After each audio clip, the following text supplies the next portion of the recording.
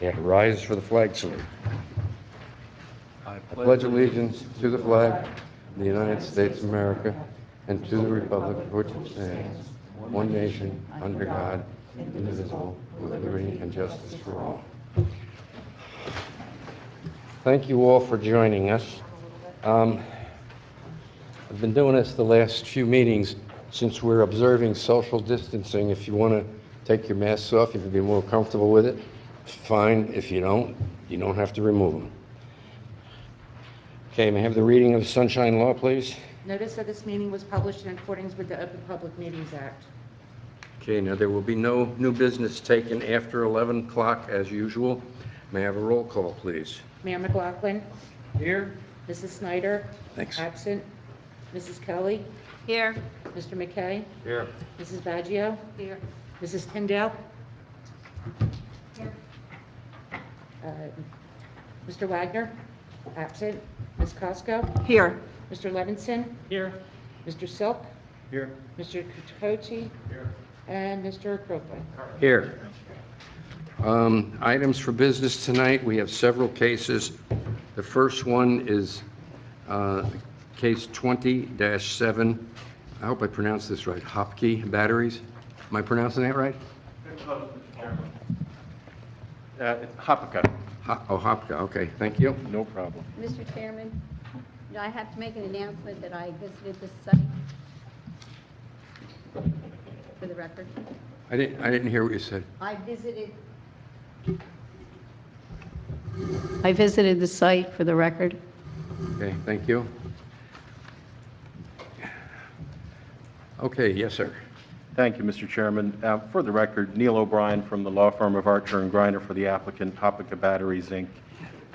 This is an application for use variance approval for the use of outdoor storage trailers, and as such, of course, zoning board members rather than planning board members.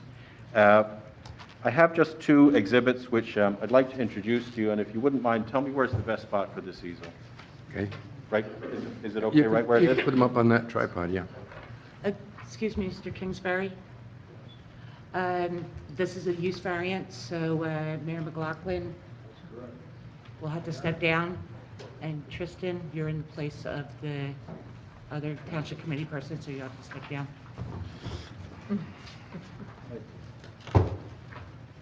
Don't mess up my desk here. No, nobody's coming up there. All right. If you're curious what's going on, Mr. McLaughlin, who's also mayor, has to recuse himself from this case because it's a use variance. Okay, Counselor, continue. Thank you. So the two exhibits, I have just two photographs of the trailers on site. One is of the individual trailers close up, as you can see, they're trailers. One is just looking in from the street, which shows you where they are in relation to the driveway and the building on the property. I'll call those together A1, or Counselor, if you'd rather I call them A1 and A2, let me know. A1.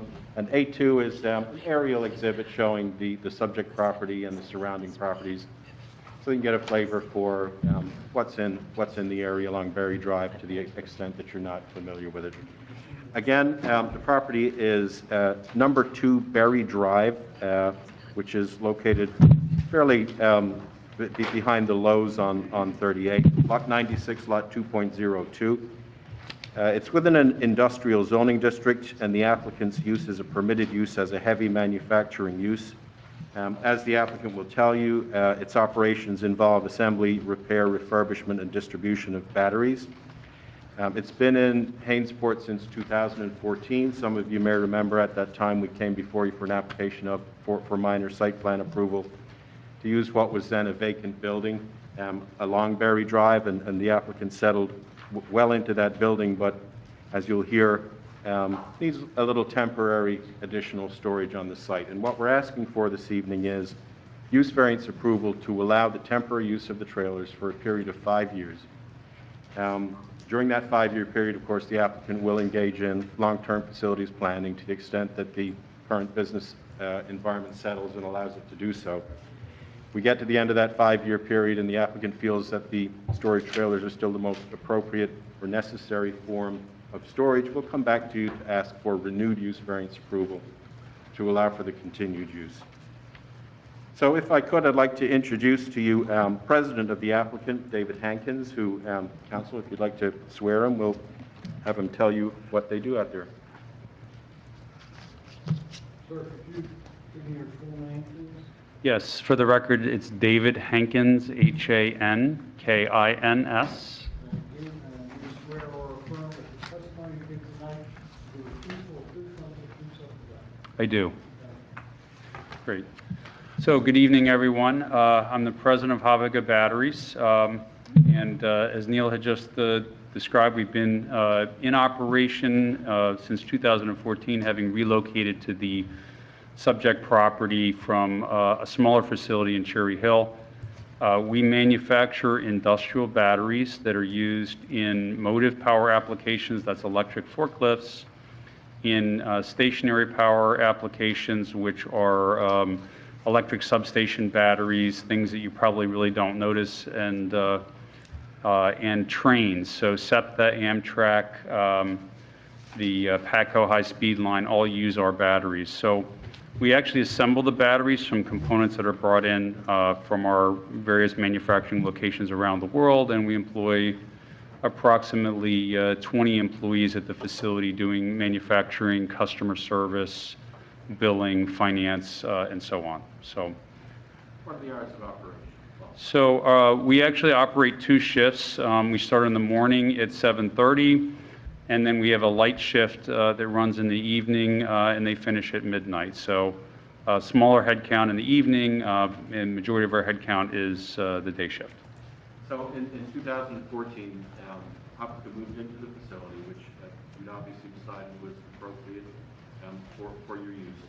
What's happened that's created the need for these trailers that are on site?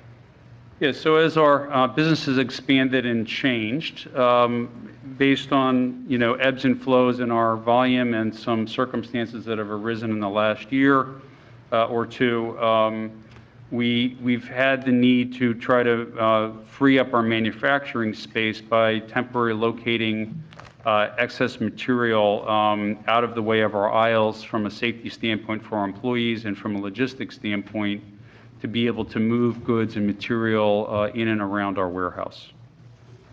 And how many boxes are currently on the site? So we've got some shipping containers, and I think the exact quantity there is 5. And then we also have 2 portable trailers.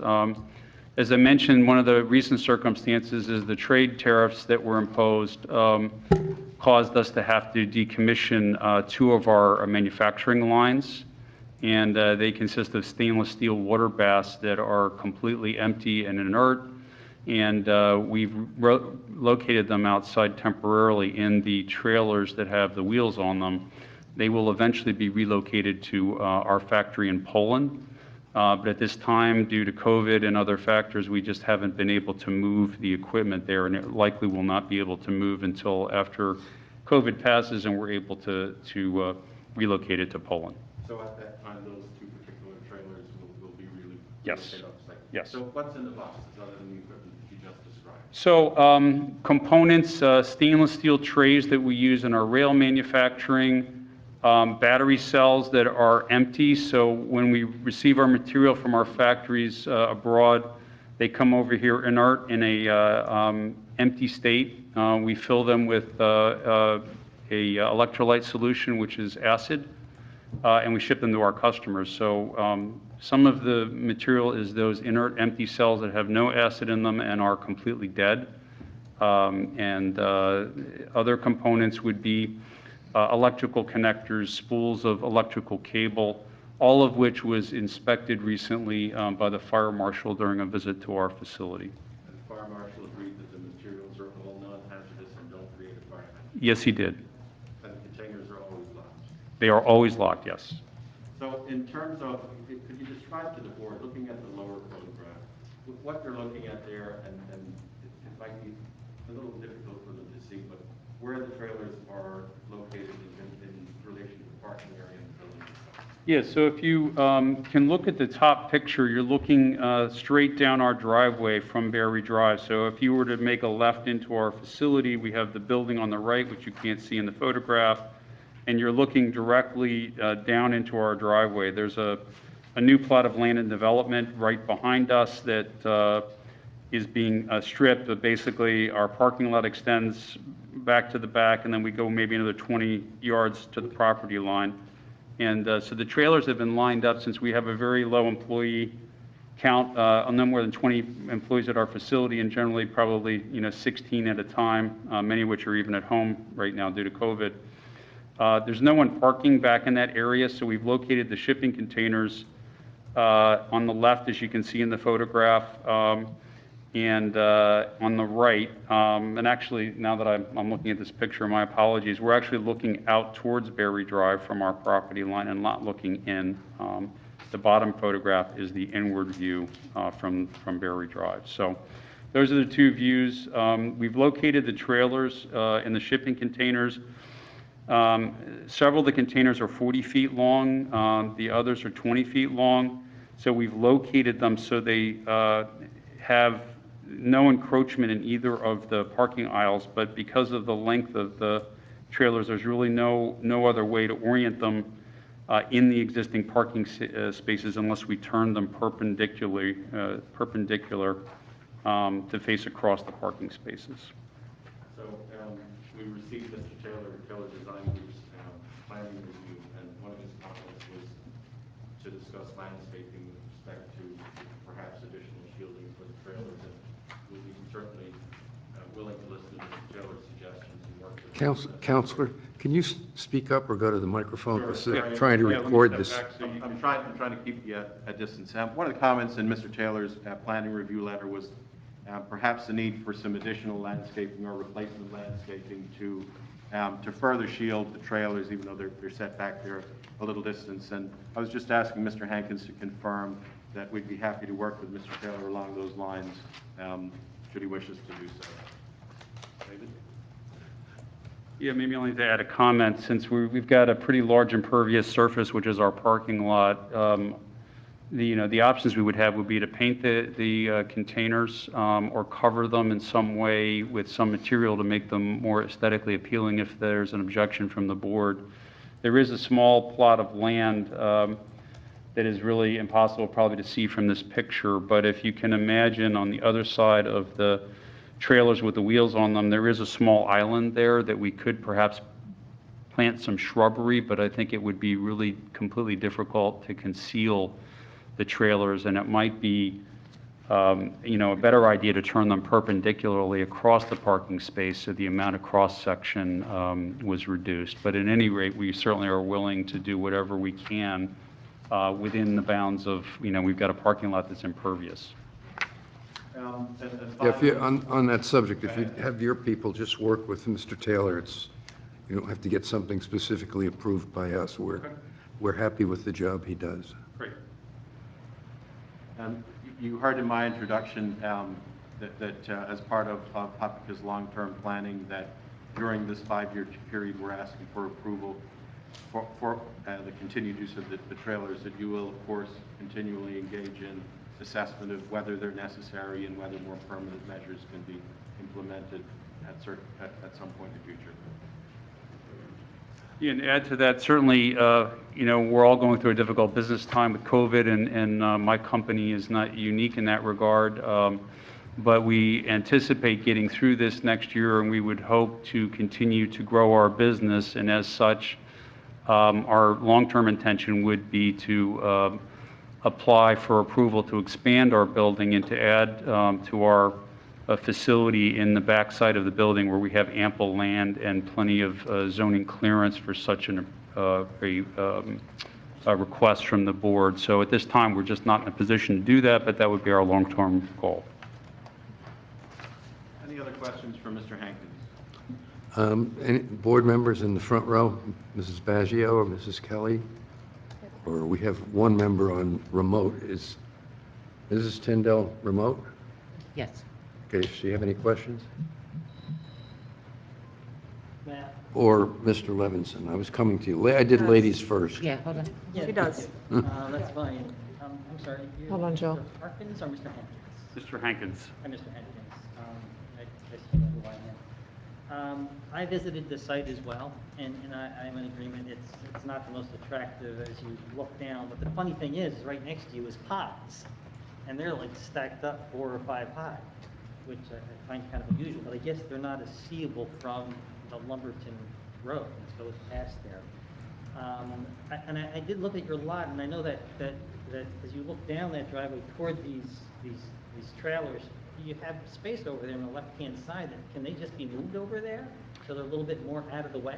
Yeah, they could be. Certainly, it's a longer distance to travel when we need to access them, but if it pleases the board and really would be desirable, we'd have to have someone come in to relocate them, but if that is desirable, that would be good. We have had some, burglary attempts and some issues that have caused us some concern, and we're probably not in the best location because the state, to get a response from the police, because the state police aren't able to dispatch from an alarm incident for, 30 to 40 minutes typically. So we've not been able to catch any of the criminals. So my only concern is the further out of sight that they are, which is certainly appealing to the eyes, it increases the probability that somebody might break in. The material that's in there, stainless steel is probably the most valuable thing to steal, and it does have a good scrap value. So that would be my only concern in doing that. Okay. I know that Scott suggested, Mr. Taylor suggested that perhaps a building or structure could be built, but I understand also that you're thinking that you can do something to the back of the building. This is going to be more of a long-term thing. Is there some fencing that you could do that might look better? But I know they're so high, it's really hard to create a fence to cover them. Yeah, I think because of the height, probably the only thought that I had honestly would be if we could paint them with some kind of a neutral color that Scott Taylor would approve of, that would make them less visible. Right now, they've got their natural original shipping paint. Yeah, all different colors. Some of them are yellow, some of them are red. And I was thinking, and certainly, Scott, you might be a better person to judge this than I, something gray, something that is just not an eyesight. And that honestly would be the easiest thing for us to do that I think would have the best result, but we're certainly open to your other suggestions. There's a curved island also right in front of the first trailer as you look from the street, which would probably be an opportunity for some landscaping, which obviously wouldn't cover them completely, but might just soften the impact. I'll also defer to our planner with regard to how you're going to manage this to make it more appealing. I can see that that's an interest to you, and I know he does a great job. So that's all I have to say for now. Thank you. Thank you. Have any questions? Yeah, Mr. Hankin, a couple of questions. I take it you must own these if you can paint them? They're not leased?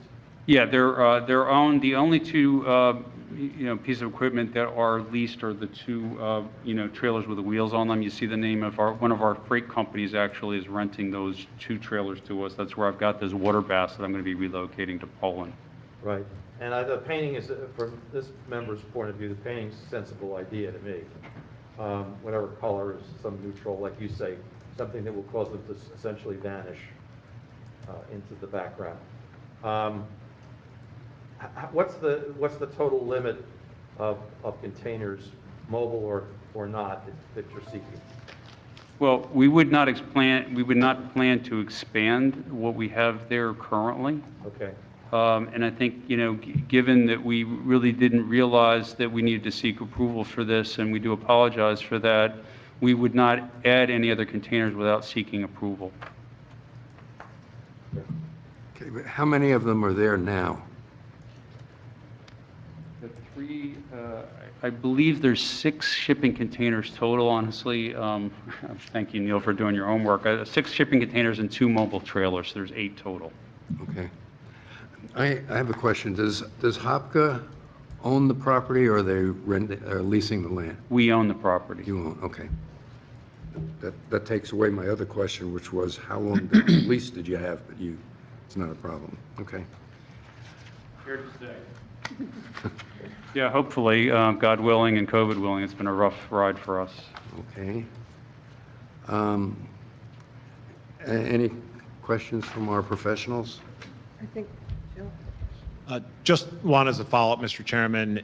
If the board were inclined to entertain the storage container use for the period or some period, I do think that painting these a grayish brown to help them sort of disappear, and if we can get a little bit of taller shrub material in the foreground in front of that, it'll break it up a bit. So I do think, you know, the National Park Service uses sort of a woodsy brown, and they do that intentionally to make structures disappear in the woods. And I think something that, you know, along that line would go a long way to sort of clean up that view from the street. Okay, is that acceptable? The painting and the little shrubbery? Yeah, absolutely. We would move very quickly on the painting to try to get that done before the cold weather sets in. So we would align on a color that was acceptable to Mr. Taylor and proceed to do that immediately. I think the shrubbery, we'd probably need to do a little bit of review and get a landscaper in. So if we could get that done before the cold weather sets in, we would certainly do that. But I would probably ask for a little more time to accomplish the second portion of that. Okay, thank you.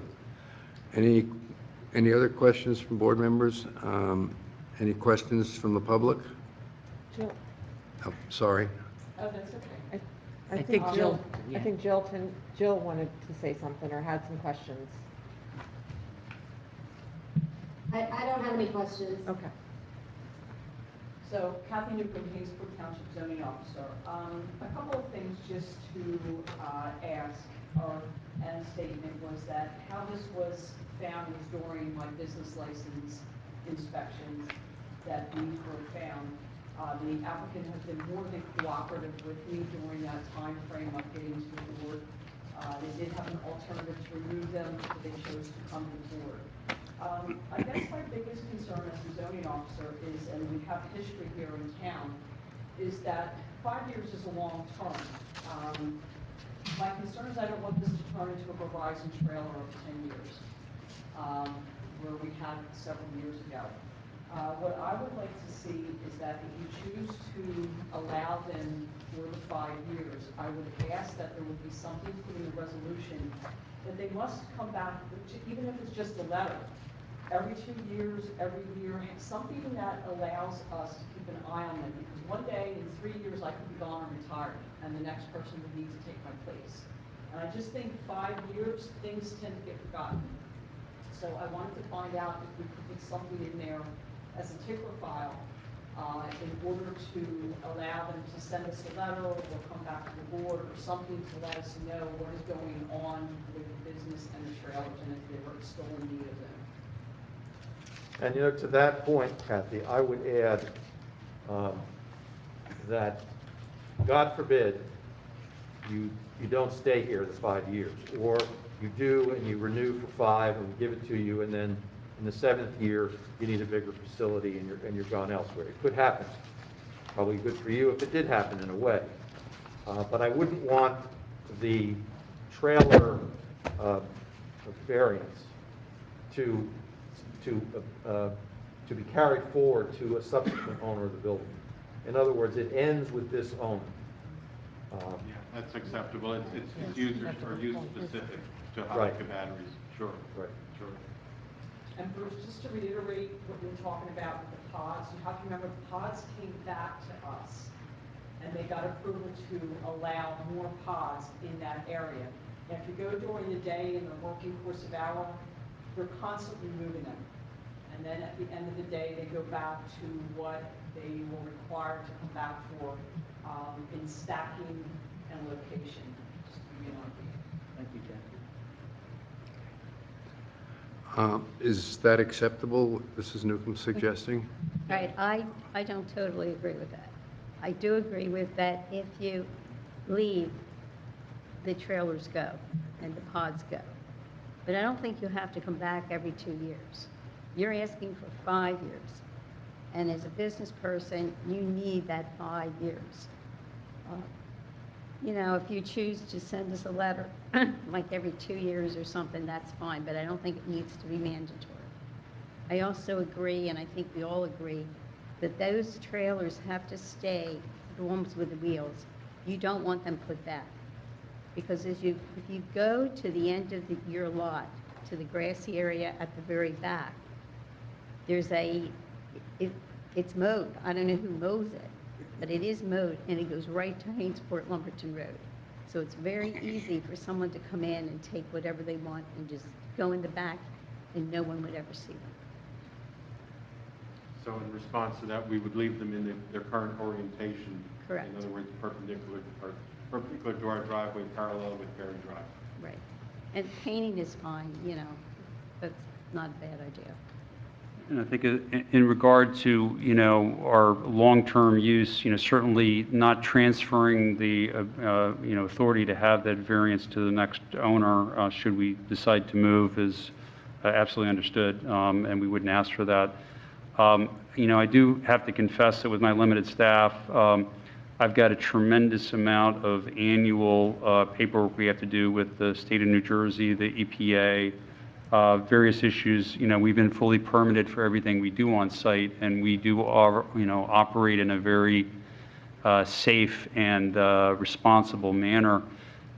If I could limit the amount of annual things that I need to add to that list, and, if you were asking for us to restate our use and not have it just go to 5 years, I would request if we could kind of limit that to not every year, but maybe every, halfway through, or 2.5 years, or 2 years, or something that would be just a little bit easier for us to manage, because we've got a lot of deadlines that we've got to manage also for the township, and that would be my only request. I would agree, No, and obviously it's the board's decision. I think a letter is fair. I'm not expecting you to come in physically, make a new application or anything. Yet, after 18 years of being here, I've seen issues like this tend to got forgotten by the applicant. And then as I'm emailing years and years worth of time asking for that. So I would really trust that and you have been so far an excellent business in town, that you would make sure that if they choose to, whatever they require of you, that you would follow up as well. Understood. So let me just ask another question. Can we make it Can incumbent you upon use the us- microphone, please? Sorry. Sorry about that. Can we make it incumbent upon us to just go out there and check it out instead of having them come in? That's my responsibility as the zoning officer. Right. Is to follow up. That's how all these things have, for years, have had to come back, because the applicant has forgotten. It shouldn't be the board's responsibility to have to go out and look at it. That's the responsibility of the zoning officer. Okay, so you would be doing this as the zoning Or officer? yeah, that's how all those other ones got back. Well, which means it's not really necessary for them to come back to Well, us. I find in businesses, and doing this as long as I have, it's an equal part, that if we're giving them the opportunity to do something, that's partially their responsibility as well. Okay. Thank you. If it's the board's pleasure, I can put that on my Outlook calendar for halfway through the 5-year term, if your closing grant is 5 years. I appreciate I that. can give David a reminder And a again, month that's ahead up to of them, time. what they When, decide. when's the 5 years starting? When you adopt the resolution of. Even though they've been there for a while? Yeah, we would ask for a 5-year period starting From, from okay. adoption of the Well, resolution. why don't we, I think it would be better to put a date in where December 31st Sure. to 2022, you have to just send a letter answering Mrs. Newcomb's questions. Is that okay? And, okay, That's a much better idea. thank Then you. there's no debate about when the 5 years is. All right, that's why they pay me the big bucks up here. Okay, any other questions? Anything from, I don't think we heard public, but no questions? We've got a little bit of planning testimony in support of the variance, if we may. Pardon me? We've got some planning testimony in support of the variance, if we may. We have a license. Oh, okay. I was jumping ahead of you. That's okay. So if I could introduce Joe Mancini, Mancini. Joe, if you would mind come forward, be sworn, and tell these folks your qualifications. Pleasure. I'll be as brief as I can. Sir, your name, please? Joseph Mancini with Tri-State Engineering, Mancini. Mancini? Mancini. Just like the composer. Do you swear or affirm the testimony you give will be the truth, the whole truth, nothing but the truth, so help you God? I do. Thank you. Now, Give the board the benefit of your qualifications, Joe, so we can have you qualified as a professional planner. Certainly, certainly. As Neil said, I'm a licensed professional engineer and professional planner in New Jersey. I'm president of Tri-State Engineering. I've been working in the field of land development for 21 years, during which time I've had the pleasure of testifying before many planning and zoning boards throughout New Jersey. So, Mr. Chairman, I'd ask that Mr. Mancini be accepted for professional planning. Okay. Any questions from the board members? If not, it's acceptable. Thank you, Counselor. Thank you. Thank you. Mr. Mancini, you've looked at this property. Tell the board a little bit about the property that was relevant to you in your analysis of the variance that we're requesting. Sure. So I'm going to refer to what Neil described as A2, which is an aerial photo of the site. I realize it's a little hard to see, but in the center of the page there, you can see the site, the subject property highlighted in blue. Obviously, to the right of that, the big white area and the rest of the building is the CVS Distribution Center in Lumberton on the other side of Berry Drive. Berry Drive is through the middle. Mount Holly Bypass is on the right side of the page, and then to the far left, you can see Route 38, Hainsport Enterprises, and some other businesses up there. So, in general, the area around Berry Drive and this part of Mount Holly Bypass is largely industrial in nature, and this facility is consistent with those types of uses. In particular, we note that some of those other uses also have these types of storage trailers on site, including the York Heating and Air Conditioning site, which is directly next to us. I know Hainsport Enterprises, the auto and truck repair facility, occasionally has these types of storage on site. And obviously the CVS Distribution Center, may not have C boxes, but they have trailer storage on site all the time. And we understand that we need to use variance, so the fact that other properties use these facilities doesn't carry the day for us, but it makes our request somewhat less impactful in terms of the surrounding area, correct? Sure, absolutely. It just gives us some context to consider this, and obviously also the temporary period that we're requesting gives us some context to mitigating long-term impacts associated with the boxes being there. So how about the interior of the property itself, or the layout of the property itself? What is it about that leads you to include the grant of the variance as appropriate? Sure. Again, I mean, I think what we're looking here is that the site's particularly suited for this temporary use. We're storing the boxes on existing impervious areas, so we're not creating any new impervious. The site is about 8.75 acres, which is substantially more than the minimum required in the zone. So there's plenty of space around the site. The parking on site also significantly exceeds what's required by ordinance. There's 114 spaces that are required by your ordinance, and there's 197 spaces on the site right now.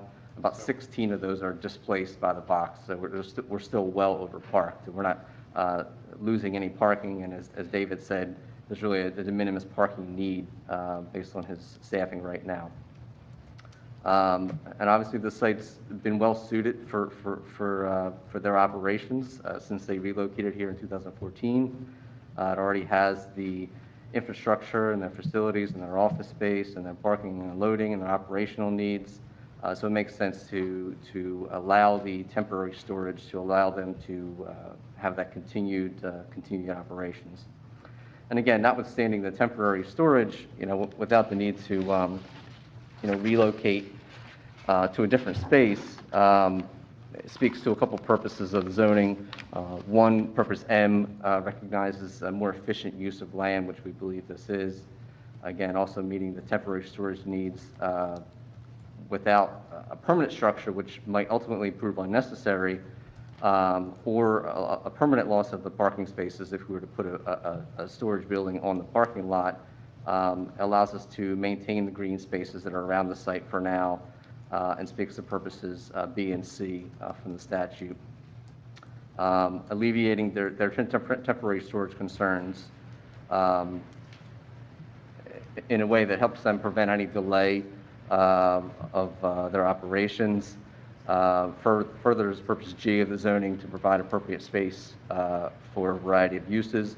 And then finally, their operations themselves, producing batteries, speaks to purpose J of the statute, which promotes the conservation of energy. So in terms of the positive criteria, you find that the site is particularly suited for the current use and the temporary expansion of that use for the storage, and being particularly suited, it furthers several purposes of zoning that you described. That's exactly right. What about the negative criteria? Sure. So taking a look at the negative criteria, we believe again that the storage facilities are appropriate for a significant industrial building like this. They're not located in proximity to residential areas, and they're not visible from many residential areas, and therefore we don't believe there'll be any substantial detriment to the public good. As I said, the property is adequate in size to accommodate it, and it's consistent in character with other industrial areas. So likewise there, I don't see a detriment to the public good. They are located on the existing impervious areas, and they're not visible from outside the site with the exception of Berry Drive.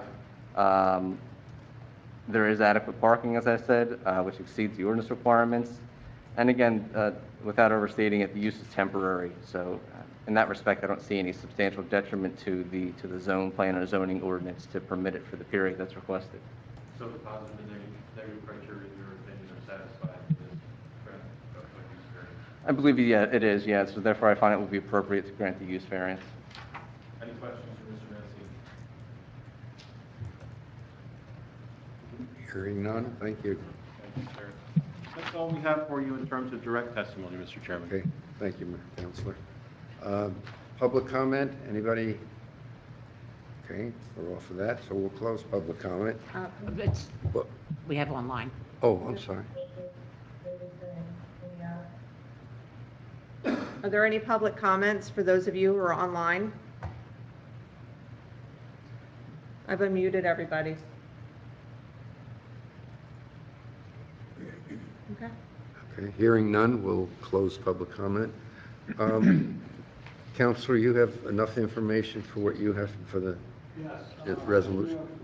We're going to propose an approval. There's a couple of things I need to know to put in the resolution. And one of them is, are you going to require any landscaping? Are you going to leave that to the planner? Yeah, The color to be painted will be subject to approval of the planner. right. And with Kathy Newton's suggestion, are you going to require any kind of status report during the 5-year period? Yes, well, specific date I suggested. December 31st, 2022, how's that? Sure, it's a year and a half, summer of 2023 might be halfway through. 22. Yeah. No matter. Yeah. 22 would be 2 years and 3 months. Okay. What the status report does is it reminds the applicant of their deadline, because 5-year period, sometimes these things get forgotten. Mhm.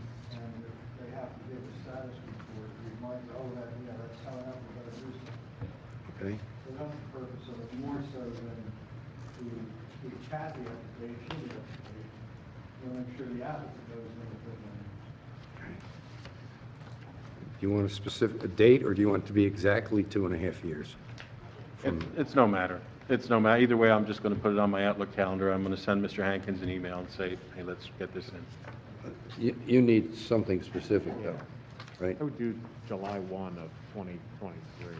How about March 31st, 2023? That's 2.5 years from now. Okay? It works for us, Mr. Chairman. All right. So, board members, what's your pleasure? So I'll move that the use variance be granted, finding that the applicant has established the necessary positive criteria, that there are no negative criteria found. This is for a 5-year approval with current trailer orientation being replacement with painting of the stationary, the non-mobile sea containers. Parenthetically, because the mobile ones are going to go off-site eventually and are probably belong to a shipper. And the painting would be subject to approval by our planner, some landscaping, again, the amount and type subject to approval by our planner. No transfer of the variance to a potential subsequent owner of the property, and a letter report on the status of the containers due on or about March 21, 2023.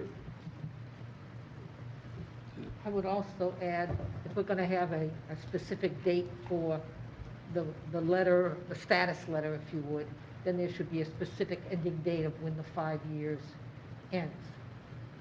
5 years from the date of, Of the act, when the resolution is from enacted. the date of the resolution. Okay. We have a second on Mr. McKay's motion? Second. And just one follow-up for clarification. I think the applicant agreed that they would paint the structures this year, so perhaps putting a deadline of December 31, 2020 on that. Depending on timing, there's a chance that the planting could carry over into the spring, only because we're up to that. Yeah. So the board may want to give them or have it reflect in the resolution that they have up until April 15, 2021, or May 1, some date certain, that would happen next spring. Okay. I think the motion covers it because it's all subject to your approval, if that's how you want it. Okay. That's how they'll have to do it. Okay? We can put dates. I like to have the dates in there. We so can what put we it, all right, can- we'll put them in there. Yeah. Okay, you want to amend your? Well, I'll amend to say 12/31 this year for the painting, and April 15, 21 for the landscape. Okay? So we're all buttoned up on dates and everything. And I think Mrs. Kelly, you seconded it? Mr. Levinson. Mr. Levinson beat me. Who seconded the Mr. motion? Levinson. Oh, I'm sorry, okay. Any questions on the motion? Okay, hearing none, roll call, please. Mr. McKay, Yes? Mr. Levinson, Yes. Mrs. Kelly, Yes. Mrs. Baggio, Yes. Mrs. Tyndall, Yes. Ms. Pasco, Yes. Mr. Paulpfeiffer. Yes. Thank you. Hey, thank you, good luck. Do you want to go get Tristan and? You did note that Mr. Silk left? Yes. Okay. Just bear with us. The next case, Counselor Shafkowitz, am I pronouncing that correctly? Yes. Okay, just bear with us. Mr. McLaughlin is coming back in for this one.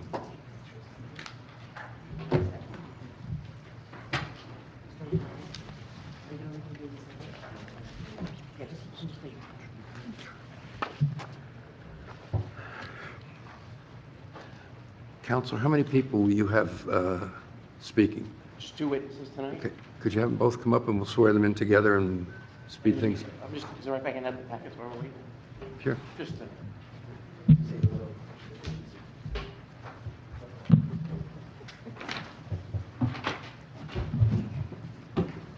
And for the people that are online, if you would like to see the exhibits that the attorney has given, you can go to the land use place on the Hainesport Township website, the joint land use. On the left-hand side, it says exhibits in the green. You can click on that. There's two different files, a PDF Thank you, and sir. a slideshow. Oh, we have these already, yeah. I'm just wondering if we move the easel These are in the packet already, so we right got it. here, Thank you. the people can see it. Those people can't see it. Out there, that's the problem. Well, no, if it's like right here, they can see it.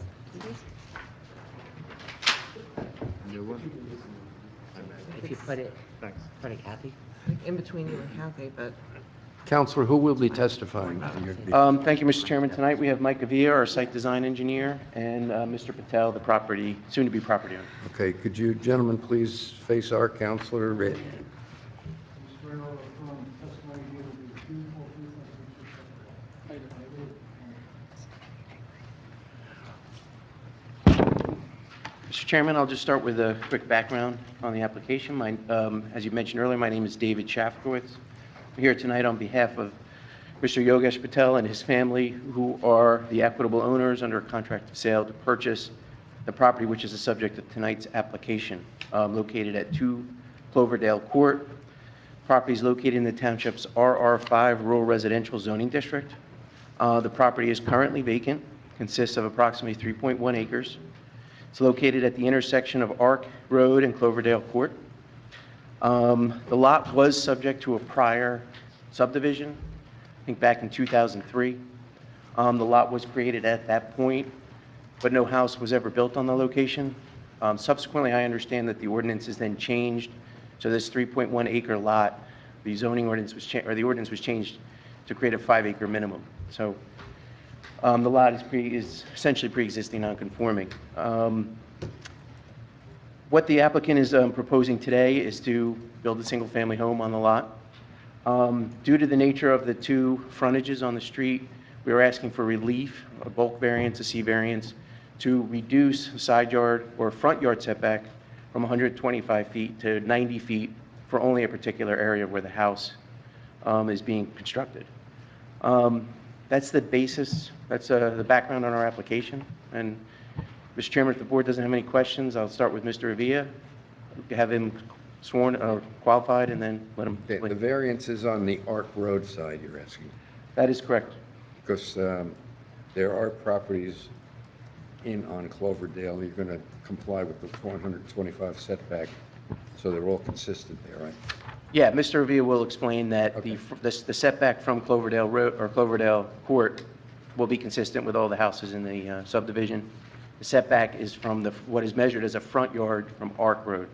So we're asking just in a certain part to reduce that to 90 feet at its largest intrusion, so to speak. But it's only, the applicant is not proposing any other improvements on the property that would encroach in the setback. Any other improvements down the road, fencing, pool, et cetera, will be within the setback. And Mr. Okay. Patel will testify on those lines. Okay, thank you. Thank you. I'll introduce you, Mike Avila. Mike, if you just give the board the benefit of your background. Good evening. My name is Mike Avila. I am the planning board planner and the client's engineer for this project. I am a licensed engineer and planner in the state of New Jersey, in good standing. I've appeared before various boards, zoning as well as planning, over the past 20 years, and I've actually presented before this board, but it's been some time since I've been back here. Okay. Any questions? The board? Okay, it's acceptable. I just have one question. Where are your offices located? I know it's West Whitehorse Pike. Yeah. What town? It's not on the 228 map. West Whitehorse Pike, Berlin. Berlin, okay. Thank you, sir. Thank you.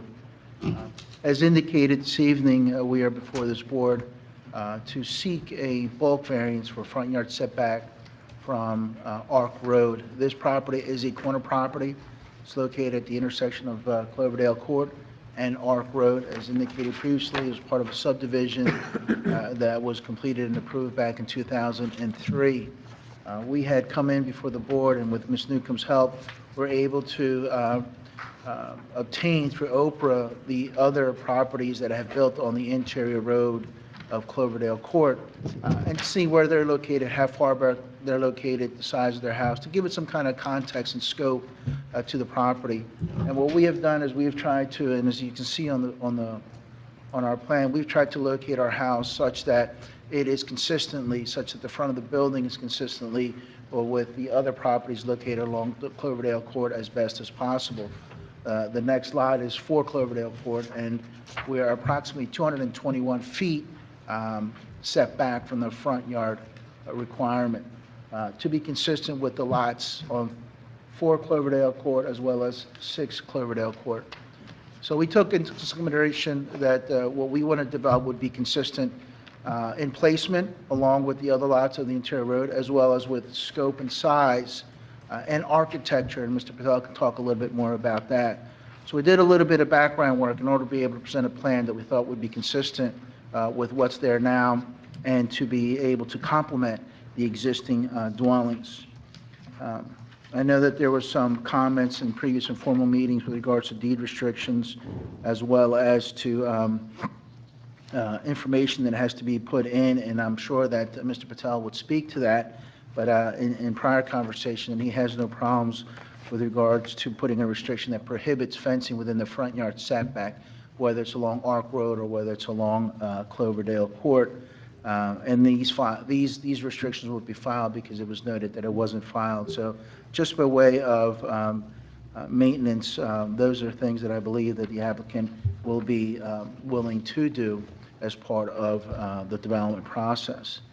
As noted in Mr. Taylor's review letter, we're asking for what is a bulk variance or C variance. And tonight, I'd like to be able to present and talk on that a little bit to be able to share with the board why we're asking for the relief and why the board would consider granting the relief. As noted earlier, this is the last lot that has yet to be developed. This was part of a subdivision that straddled the Lumberton Hainesport Township, some homes on Hainesport and some homes in Lumberton. This is the last parcel in Hainesport that has to be developed. Other lots have already been developed in Lumberton. Given the time that it has lapsed, given the time that's there, and it's sitting there vacant, one of the things that possibly would be an issue for wanting to develop this lot is this front yard setback that you'd have to adhere to. And we believe that we're here before the board to be able to fill in with this house, this dwelling that's being proposed. I think that it's a grand dwelling that is being proposed by the applicant. We can look at this and say that we possibly have a C1 variance where we have a hardship. It is a corner lot, which is not unusual, but it's also not uncommon to have your secondary front yard setback be 1.5 times your side yard setback. In this case, the full-blown front yard setback is applicable to both frontages. So if that were the case, we'd be having a 75-foot front yard setback, and this really wouldn't be an issue. But in this particular case, that strict adherence allows us not enough width to be able to provide a home that is in keeping with the character of the neighborhood. And that was our goal, to be able to show what is there, to be able to be consistent with the other homes in the neighborhood, to be able to be that marquee home at the corner as people come in, to be able to identify it, somewhat akin to what people usually call a gateway. This is what you see as you come into our neighborhood. So we believe that you can look at this as well and say you have a C2 variance. A C2 variance is where you actually have a benefit and advances the purposes of municipal land use law. And we believe that if you look at it in that vein, we also can make the argument that a C2 variance is applicable to what we're doing. Taken from the municipal land use law, under 40:55D2A, one of the positive criteria or the advancement of the municipal land use law is to encourage municipal action. This is why we're here tonight, to encourage municipal action to guide the appropriate use or development of the site, to promote general welfare and other safety and welfare. But we believe that the common welfare would be advanced, because we believe that a home of this size, a home of this character, it's not just size, but it provides character, in keeping with the neighborhood, would be well received in this neighborhood, would be accepted. As a matter of fact, documents were submitted to the Homeowners Association. Architectural plans were submitted for their review as part of their process, and they were given favorable reviews and accepted. And they, Mr. Patel can speak to that a little bit further. So we believe that, this promotes a community, this promotes the well-being, this promotes the value of their property, in my opinion. But we believe that it promotes the character of the neighborhood. It's not just any house. This is a custom home, much like the other homes in Cloverdale Court, as well as the homes on the Lumberton side are also custom homes. So to be able to squeeze something in here just to be able to say we don't have a variance really won't do it justice. We believe that by granting the variance, you promote something that is in keeping with the neighborhood. Secondly, one of the purposes of the municipal land use law is to, under 2I, to promote a desirable visual environment through creative development techniques and a good civic design and arrangements. Mr. Patel will show it, and we have submitted plans already that we believe show good design features. We also talked about the arrangement of the property as indicated in part of the resolutions that were done in the past. We're trying to hide the entry into the garage to be not facing Ark Road. In addition to that, we've kind of shown what some of the visuals would be as far as a circular drive and other elements. So it's a combination of placement of the garage, placement of the building, the character of the building, the character of the driveway, that allows you to be able to combine these things to provide something that's not just a cookie cutter home somewhere with siding all over the place and 3 windows on the side. So we believe that, one, this promotes the neighborhood, this enhances the neighborhood, and it's something that I believe is aesthetically pleasing. So it's something that I believe will serve almost as a marquee.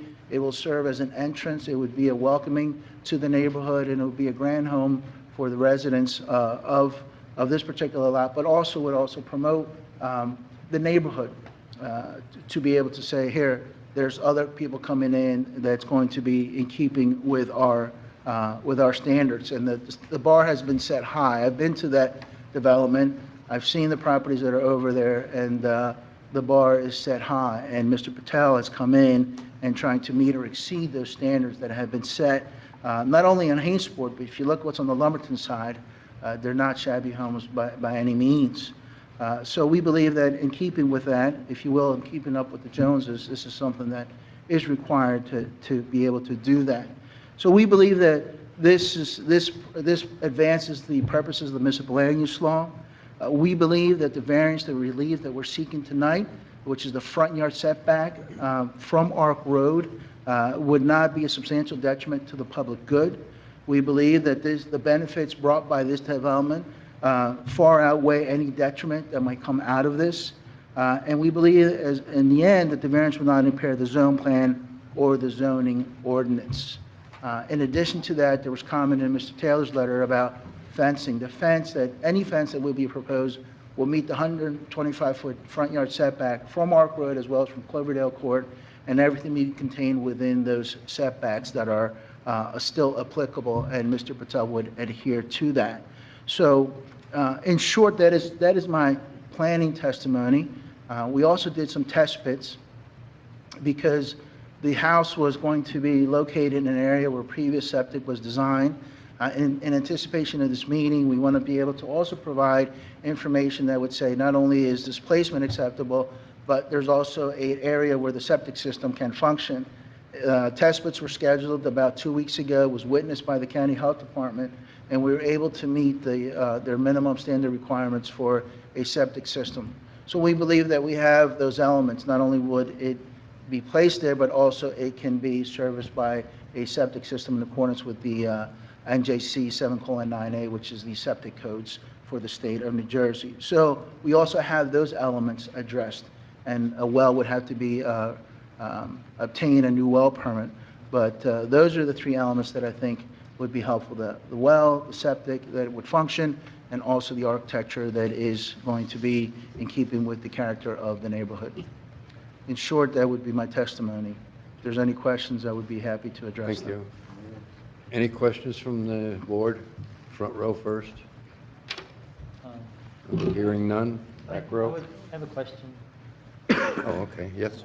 Yeah, I just don't, You have to use the microphone. I'm sorry. It's okay.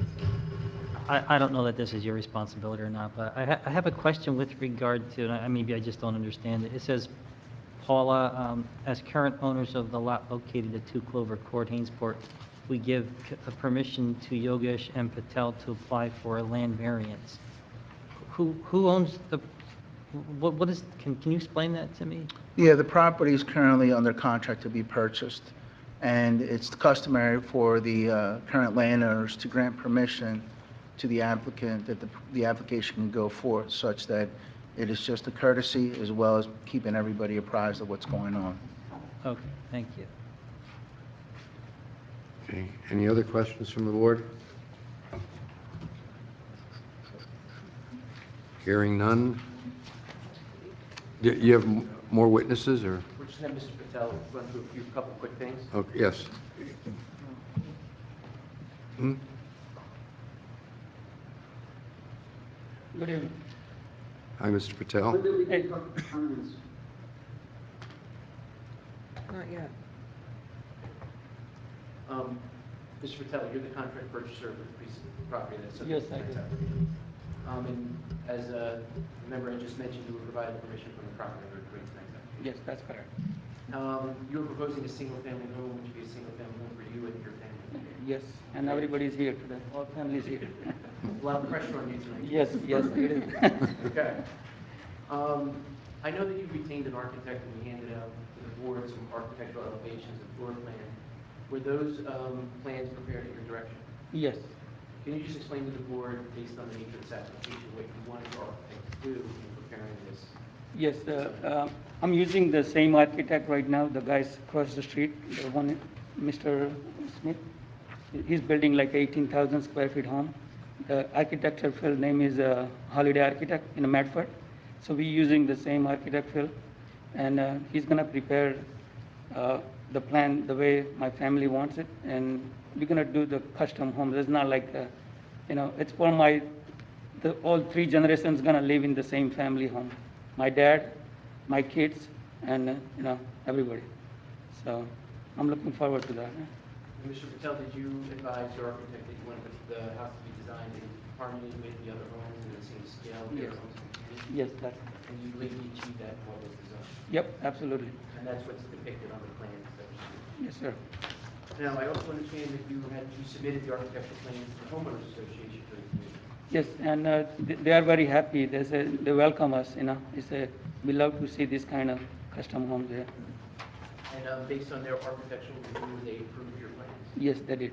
And are you aware of them offering any objections to the variance that was being requested? No, not at all. The other item that was mentioned briefly by Mr. Avila was Mr. Taylor's letter, which talked about two things. One is, apparently there was a deed restriction that was supposed to be recorded at the time the plan was done. Is it your testimony tonight that you will take on the burden of recording that deed restriction in Yes. terms of maintaining a fence setback for the property? Absolutely, yes. And it's also your testimony that the only thing that we're proposing tonight to encroach into the setback is that portion of the house that's depicted on the plan. Yes, sir. So any other improvements you may propose to the property, such as maybe Pool pool, and- yes. sheds, those will all be within. It's the all setback. gonna set back, yeah. Thank you, Mr. Patel. Mr. Chairman, that's all the questions. Thank you. Okay. Any questions from the board for Mr. Patel? I forgot to introduce myself beginning. I'm the owner of the Dunkin' Donuts business, and I have a 10 location in Hainsport. I just opened recently Hainsport Dunkin' Donuts, and Mount Laurel, Lumberton, West Hampton. So I've been in the business for 30 years. Okay, so you have the Dunkin' Donut that we just approved over Yes. by, Yes, what is it, the liquor store? yes, Yes, yes. okay. Just say, anybody have any questions of Mr. Patel? I do have one. Yeah. Nobody else is speaking? Okay. On the plan, it shows, now you mentioned your parents. Yes, Okay, they're going to be staying there with you and the rest of your family. yep. And that was my question about the mom and dad suite on the one side of the house. It indicates on the plan that you're going to incorporate a temple in It's a small temple. It's not like people's not gonna, this is just for our home. It's for your use. Just for our use, yeah. Residents Yeah, of it's the- not like that, yeah. All right. Okay, No, not for the public. okay, I just wanted to find out. Okay. Okay, any other questions from the board? Public comment, any questions? Yeah, I have a question. Scott, do you have anything to add to this? How's your sentiment here? My sentiment was, it was interesting as we started unraveling the onion, only because there were several prior approvals for this. So that's one of the reasons we did a report, was because that first resolution, 2003-32, specifically said no fences within the front yard. That led us to find out that deed restriction wasn't imposed. We also noted that Resolution 2004-04, which granted final approval, had a requirement that the applicant on this lot only provide architecturals prior to the issuance of a building permit. So the board at the time really focused on this lot for obvious reasons. It's really prominent within the subdivision, and it does sort of create a gateway, as Mr. Avila indicated, into Hainsport Township. So it was important. That's one of the reasons we did the report. So we do have the architecture submitted. They are going to agree to comply with and file the deed restriction referenced in Condition 9 of Resolution 2003-32. The last issue was 2004-04 had a condition that there was a recreation assessment for each one of the lots. So to the extent that they have been provided for other lots, and to the extent that it hasn't yet been provided, that should also be submitted in conjunction with any zoning or building permit based on what other, if they were already filed for all lots, then this would be covered. But otherwise, if that was done on a lot-by-lot basis, and I'm not sure how you guys have been handling that. Well, in the construction office, what we've done with all the other ones is that prior to releasing the building permit, that $3,000 has to be paid upfront. There is no COA on this house. Correct. Because at that time, that was in lieu of that $3,000 was what was required. So much like anything in our office is that all prior approvals have to be met and submitted to us prior to any building permit going out. So based on that, Mr. Mayor and Chairman and board members, this is, as Mr. Avila indicated, sort of a typical C2 where they're saying because of the efforts on the architecture and the prominence and the location and sort of how they're trying to create this larger, more impressive home, that's more visually desirable than a smaller, narrow, compliant home. It just, there was a little more history to this site, so we had done a report. Also, Scott, what I'd like to see if the board considers is that, Mr. Patel, we have many houses that have in-law suites, as they call them. What I remind everyone and put it in writing prior to me giving approval for a building permit is that these in-law suites that we have all over town, which is more common nowadays than ever, is that there are no separate entrances. Only to that, it must be accessed through the house, there's no separate utilities. So I just want to remind you that that is the case that will stand for this as well. Absolutely, yeah. Thank you. The only, and Mayor, to your point, the only other comment I would have was when I did my site visit, I believe that there are street trees along Arc Road for a portion of the frontage, but it may not extend the full Arc Road frontage of this property. And to the extent that they don't exist, I would suggest that street trees be added along there. And I think that will also help kind of filter the views and help mitigate any potential impacts of the reduction of that front yard setback. Similar street trees to what's there? I would say probably smaller in size because they've calipered up a bit, but Well, I didn't mean size, I meant but a variety. variety. Yeah, I think it's a Zelkova.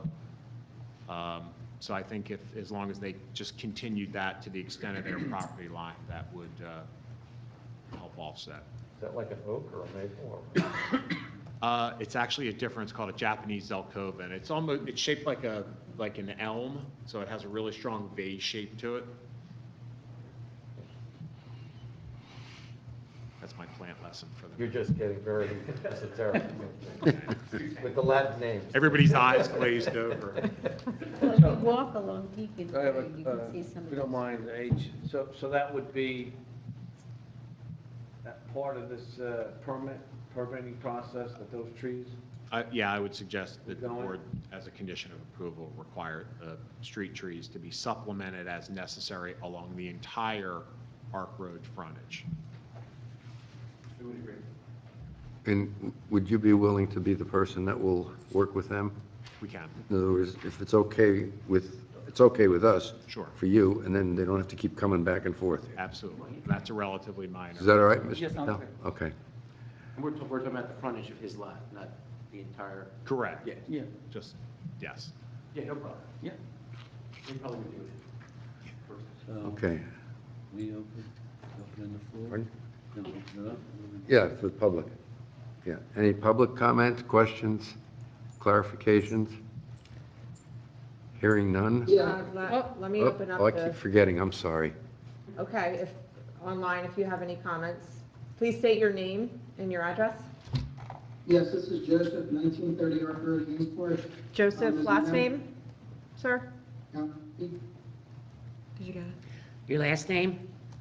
Allegretti. Let me know when you're ready. I have to swear him in. Can he hear me? Yes, I can. Yes, sir. All right, sir, do you swear or affirm the testimony you're about to give will be the truth, whole truth, nothing but true, self you got? Yes, sir. Okay, all right. I just wanted to mention two things. The first thing is Kingsport is a rural township. I work in construction. You have setbacks for a reason, and I think you need to withhold the 125-foot setback from Mark Road. Secondly, there's a bond on this subdivision for final paving and trees along Cloverdale Court and also Ark Road, so that should be upheld between Kingsport and Lumberton.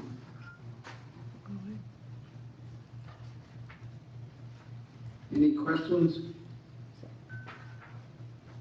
So does that mean he's not responsible, that the homeowners are responsible?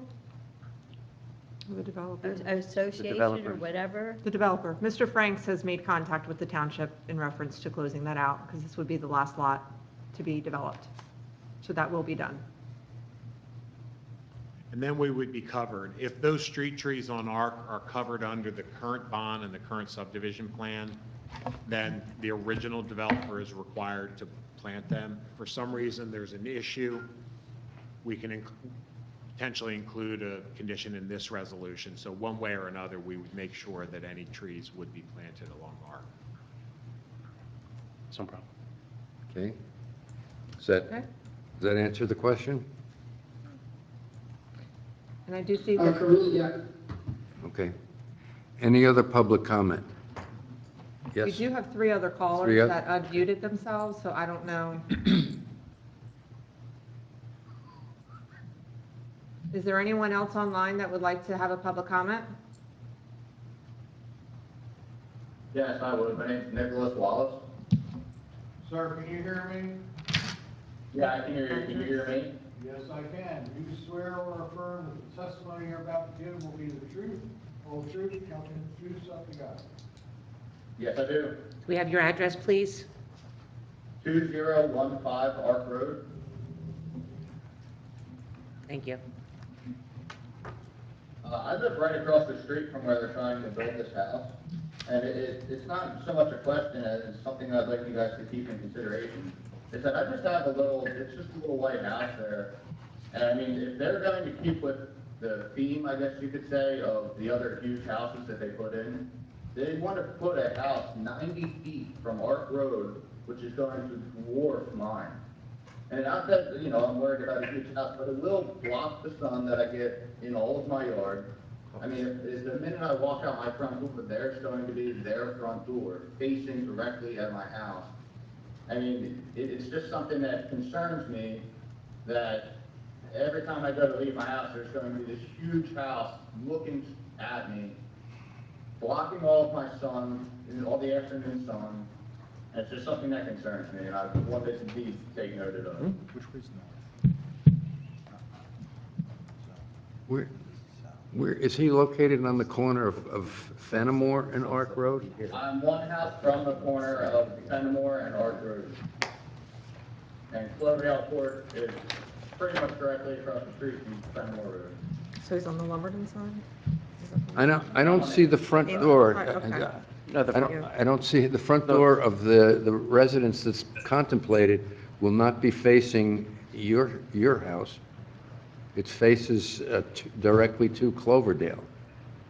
So the side of the house will be facing my house. A portion of the side, yes. How far from Cloverdale are they trying to put this house? Because it says that the front yard setback will be 90 feet from Ark Road. And On the paperwork that I have. And the front yard to me, I mean, is where the front door is. Okay, this lot has, I shouldn't maybe testify, they have No, you could say it, they have two front yards. yeah, the property has two front yards. The front door will be measured from Cloverdale Court. Ark Road is treated for essentially a side yard, but because it's a public street, it's measured as a front yard. A side yard setback is much less than the front yard setback, but in this instance, we have that unique characteristic of this property. The one other thing to note, Mr. Chairman, is that Obviously, the approval that was previously granted required the trees to be planted, the street trees along your Arc Road. Those street trees would have had the same effect once they were in full bloom and at full height as the house will. The house is still going to meet the height criteria in the ordinance. So whatever sun blockage the house may create, the trees will certainly be, that are required by the approval, would have the same impact. So I don't see that the house creates any different impact than the trees would, so. That these trees are gonna be as tall as the house. They're going to grow as tall as they can grow, I guess. What is the height of the house? 35 feet? Good. 35 feet. That's the maximum of all those houses anywhere in town that Yep. they can go. Yep, wouldn't go over the max. We're not asking for any relief from that. What's the height? I couldn't hear that. 35 feet. Okay. And Nick, as far as you know on the board, the house is 10,000 square foot, correct? This is somebody else speaking. Yeah, this is Who not. is this? Who is speaking? This is Joseph. Okay. Is that the same? No, that's somebody else. That's somebody Mr. else. Wallace, are you done with your comments, sir? They're gonna put a 10,000 square foot house about 175 feet from my front door. It's actually a house that's going to be a 66,000 square foot footprint with 2 stories. 6,600 I think it's 6,100. and not 66,000. It's not 66, did I say 66,000? I said 6,100 square foot. I just wanted to make sure. I did, wow, I didn't even hear that, I apologize. 6,100 square foot footprint with the garage. So the second floor is actually going to be less because I don't think there's a second floor proposed for the garage, over the garage. And who said something about how far it is? Mr. Alberti, Wallace. I think Yeah, I just mentioned the total square footage was 10,000 roughly as I looked at the plans at the township building. 2 floors. 2 stories, yes. It's 2 floors, 2 stories. Correct. But Counselor, you just said that it's 6,100 square foot footprint. Footprint, right, Okay. which is what every other house in that area is, and All right. smaller than the one being built across the street, which I think is over 18,000 square feet total. Now, I'm not trying to testify, I'm trying to answer the question the gentleman's raised. My last name is Kroll-Pfeiffer, the chairman of the Joint Land Use Board. You said that the house was going to be how close to your house? Speaking to Mr. Wallace. Mr. Wallace? Mr. Wallace said 90 feet. If they put it 90 feet from Arc Road, it'll be roughly 175, 200 feet from my front door. Okay. Which would be more, Mr. Chairman, than the house on the other side of proposed on the other side, which is only 100 feet, Mm-hmm. with a 50-foot side yard on each side. And it's only for the section of the house. The lot is over 3 acres, and there's an enormous amount of frontage which will be unoccupied within the front yard. So I can remember when this subdivision first came in. Bob, you were here. Mrs. Kelly, you were here. And I think, Tom, you were here, and I was here. I'm a little surprised, I don't know if the homeowner, Mr. Wallace, was there when this first came in. It's almost 15 or 16 years ago. Yeah. You know, it's a little surprising to me, unless he wasn't there at the time when the subdivision came in, because we had a lot of testimony about this. I personally am surprised at the size of the houses that went up there, because I didn't think they were going to be that big. But nevertheless, that property's been vacant now for for a long time, that corner property, because I ride back there every once in a while. And I'm just a little surprised. I feel a little, I don't think it's as bad as, I mean, listen, if it was my house, maybe I'd feel the same. But, you know, I think, like you said, with the trees that are going up, I hope there's some coverage, because if it was my house, I'd want coverage on the side yard. I'm sure the Patels don't want to be looking out on the Arc Road. But I'm just a little, again, I'm just a little taken aback that it's coming now when we saw this 15 years ago. Seemingly made, I was pretty young at that point. seemingly made accommodations in a various set of resolutions for this exact thing to come. So, the other thing that isn't mentioned, and maybe we can work with Mr. Taylor on too, is I'm sure there's going to be an overall landscaping plan for the structure as a whole. So part of that section of the house, not only will we have the street trees, but I'm sure there'll be additional landscaping along that portion of the house, which we can work with Mr. Taylor to help also minimize that Yeah, impact. and I'm sure the Patels know they're late to the game on that in that neighborhood, and that's the last piece, I think it's the last piece, isn't it, or is it? Yes. Yeah.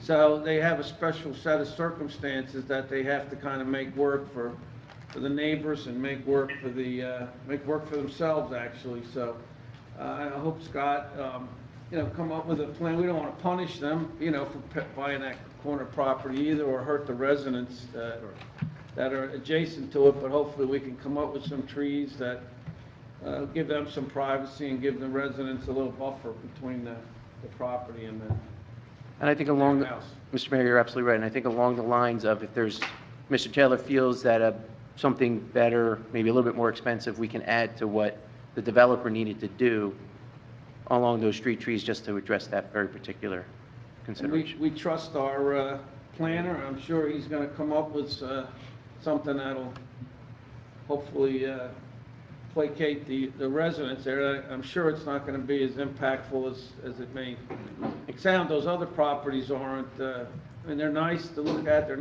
not really in-your-face kind of properties. I'm sure the Patels are going to build a nice property. And I was thinking, is there any room for me? I mean, it's really it's nice that you take care of your parents. That's very, very nice. I'd like to see that. Is there any lighting proposed for that side?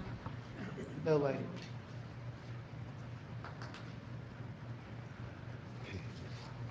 More public comment? There are 3 other callers that are unmuted. I don't know if they're waiting to speak. Caller 4. Yes, my name is Maria, and I'd like to voice my opinion. Setbacks are there for a reason, and, we think that they should abide by it. Excuse me, Maria, you have to be sworn in, and we need your full name and address. Maria, do you swear or affirm the testimony you give will be the truth, whole truth, nothing but truth, so help you God? Yes, Thank you. Full name and address. Maria Pappas, 1930 Ark Road.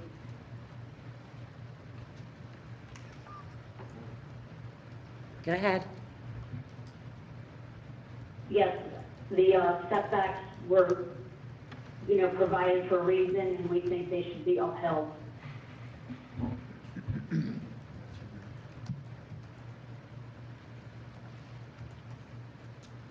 Okay. Anything else, ma'am?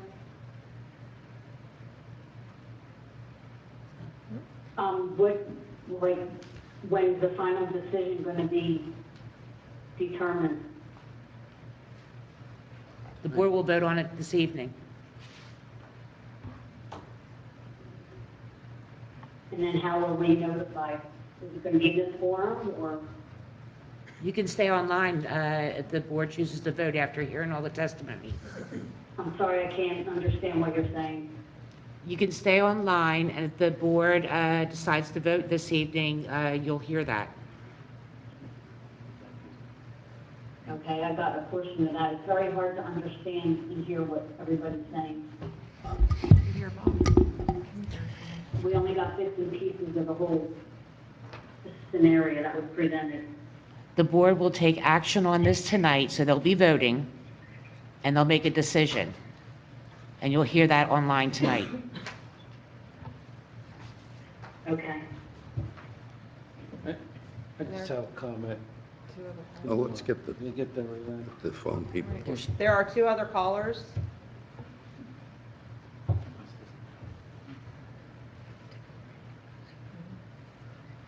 Any other public comments for those that are on the remote platform? Okay, I'm going to mute them. All right, closing public comment. Mr. Mayor, you had a question?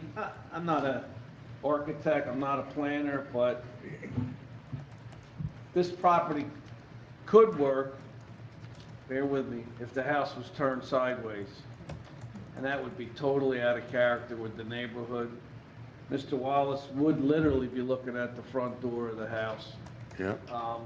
So, you know, I'm okay with the way it's laid out. I just hope Scott gets them to, and I hope the Patels don't want to be looking at Ark Road themselves, you know. But again, to turn the house, it would fit in the footprint, but it would wreck the neighborhood.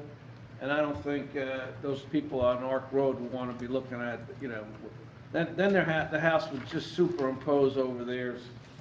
So I don't see any other alternative myself, other than to put it like this. I don't really see one.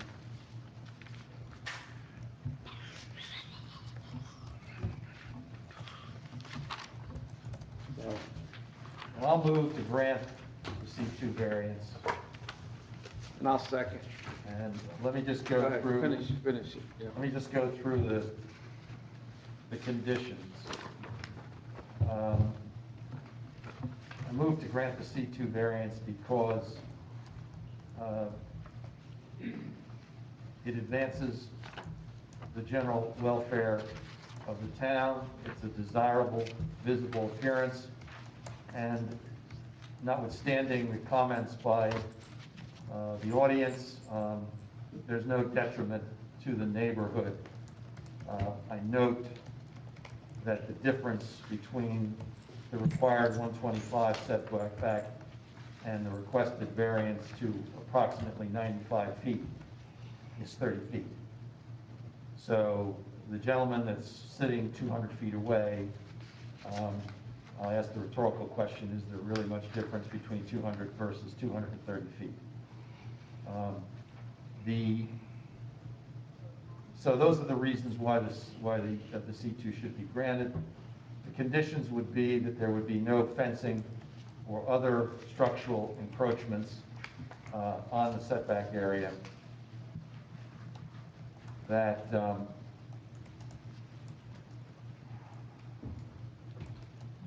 recording of the deed restriction shall be undertaken by the applicant.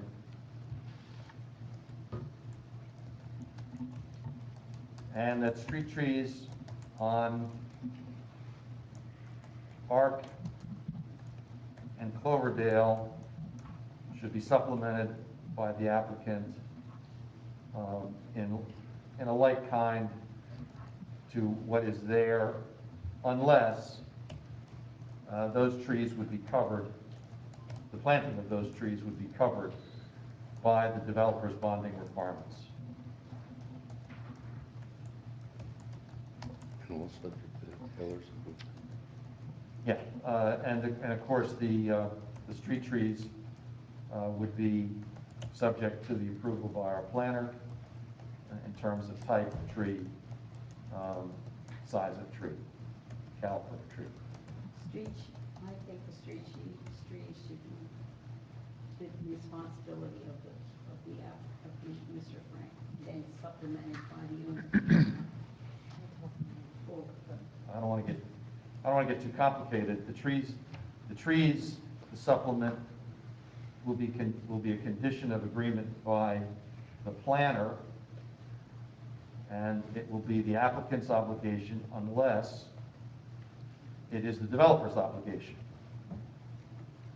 And that will be determined by the planner. And obviously, if the planner works with the developer, if it's the developer's obligation, that's fine. Otherwise, our planner will work with the applicant. And if I may, I think there were sort of two components. The first was the street trees, and that they will either be planted by the developer, or to the extent that there's an issue, Mr. Patel will plant them along the frontage. Sure. And then I think the mayor had a secondary comment that along the side of the house, to provide some additional plantings, perhaps some ornamental trees or shrubs or something else to try to filter. And I think the mayor's intent was to have that be in addition to the street trees that are out front, to provide some other sort of foundation plantings to soften the view of the side of that and its imposition to Ark Road. I love the mayor, but I don't include that in my particular, Understood. in my particular resolution. But I already did, so don't worry about it. And so did It's already in Mr. there. Taylor. I just wanted to make sure we were all on the same It's already in page there. or know what pages we're on. Okay. This applicant, is building this house, is going to have an extensive landscape plan for this house. We know it, he knows it, and at the end of the day, it's going to be one fancy house and one fancy set of landscape. Hello, is there any way I can get into this meeting? Or is it too late? Public comments over. It's over? I'm sorry, I'm not computer literate, but it's Richard May. I'm at 2021 Ark Road. You want me to do it? No, we closed public comment. Yeah, public, Sorry, I couldn't figure this out, but I do have a say. Just hold on, ask him, hold on No, for just a public- second. What's that? You can open it back up. Unless you reopen public comment.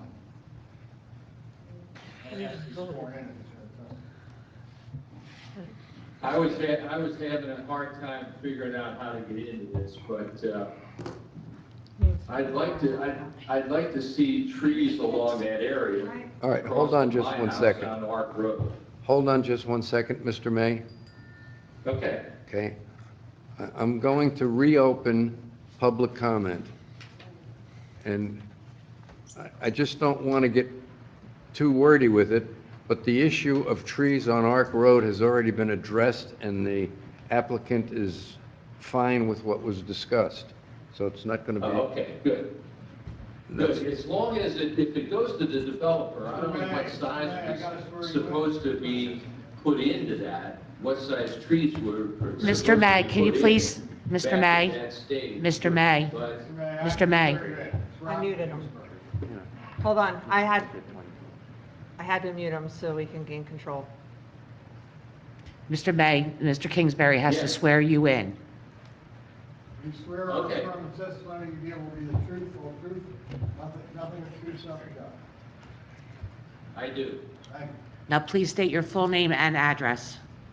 It's Richard May. I'm at 2021. I have a home there across from the site that's in question. And I know it's been a long time since that's been developed. I was on the planning board over in Lumberton when the Lumberton side came in. But if they would have put trees in along there years ago, they would have been quite large by now. But if we're going to give a variance, maybe those trees should be a little larger to give us cover over there. And do we know what kind of variety you're going to put in there?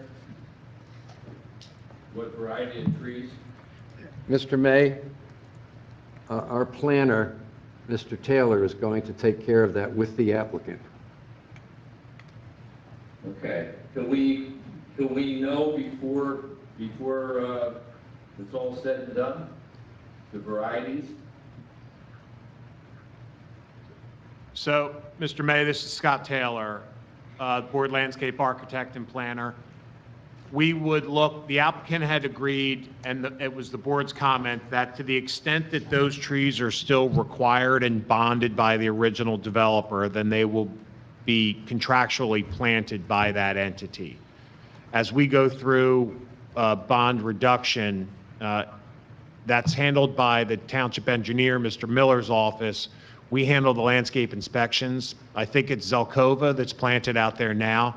We would want a similar variety and hopefully the same cultivar of Zelkova to be planted along there.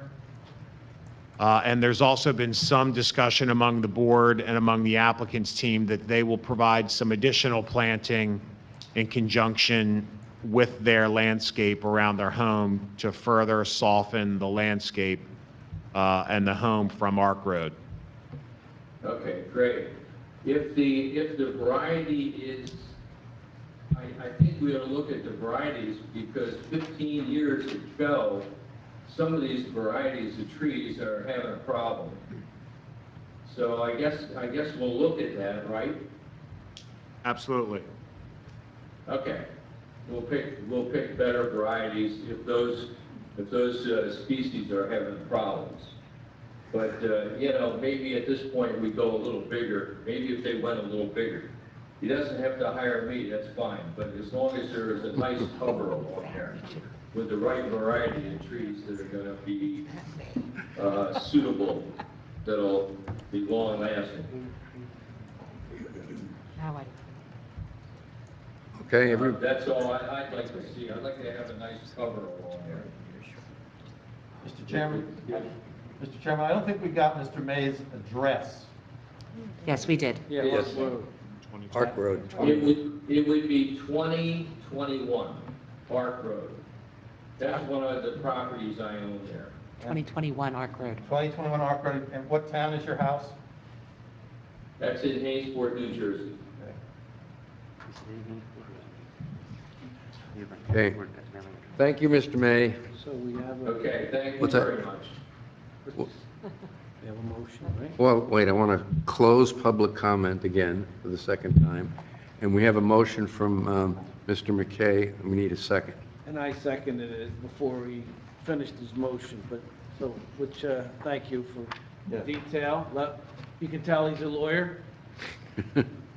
So we have a motion and a second. Okay, any questions on the motion from the board members? Hearing none, I'll ask for a roll call, please. Mr. McKay? Yes. Mayor McLaughlin? Yes. Mrs. Baggio? Yes. Mrs. Tyndall?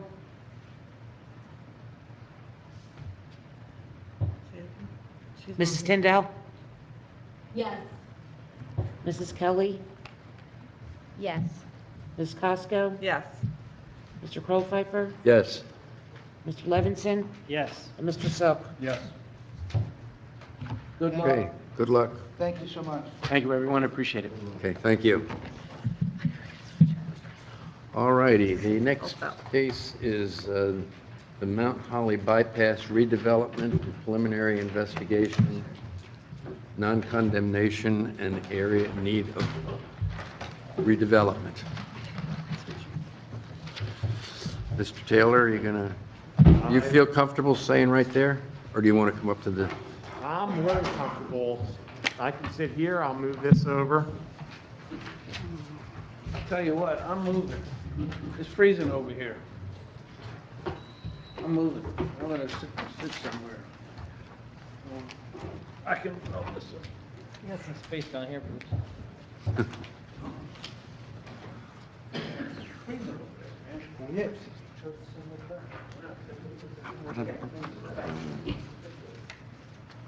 Right, Mr. Taylor, I think you need to take your mask off. They said it was garbled, and I think part of the reason some of this is garbled are the masks. And you need, they have the hand lotion and stuff over there. Me too.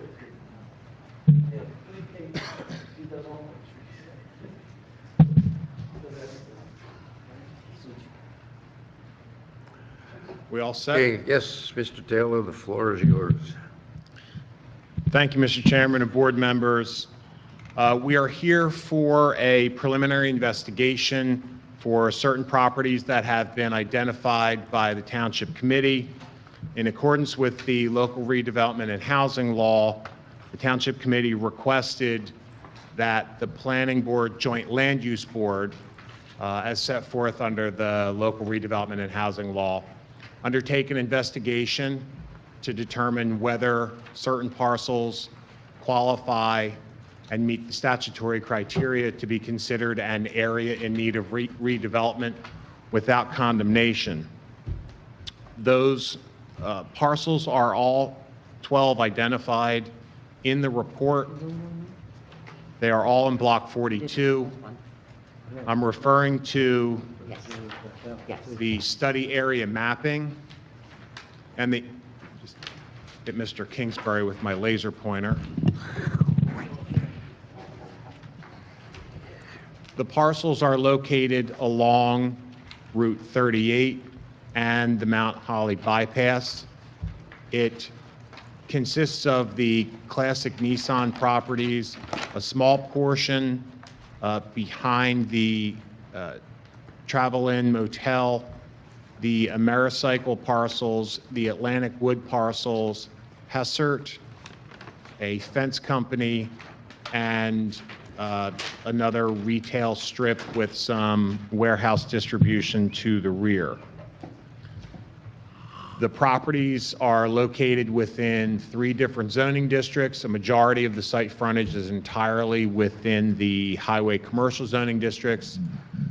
Several of the parcels are also included in the I and I-1 zoning districts.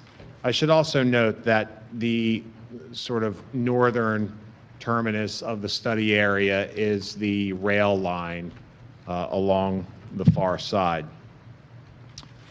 We have, as I indicated, 12 lots totaling, excuse me, approximately 59 acres.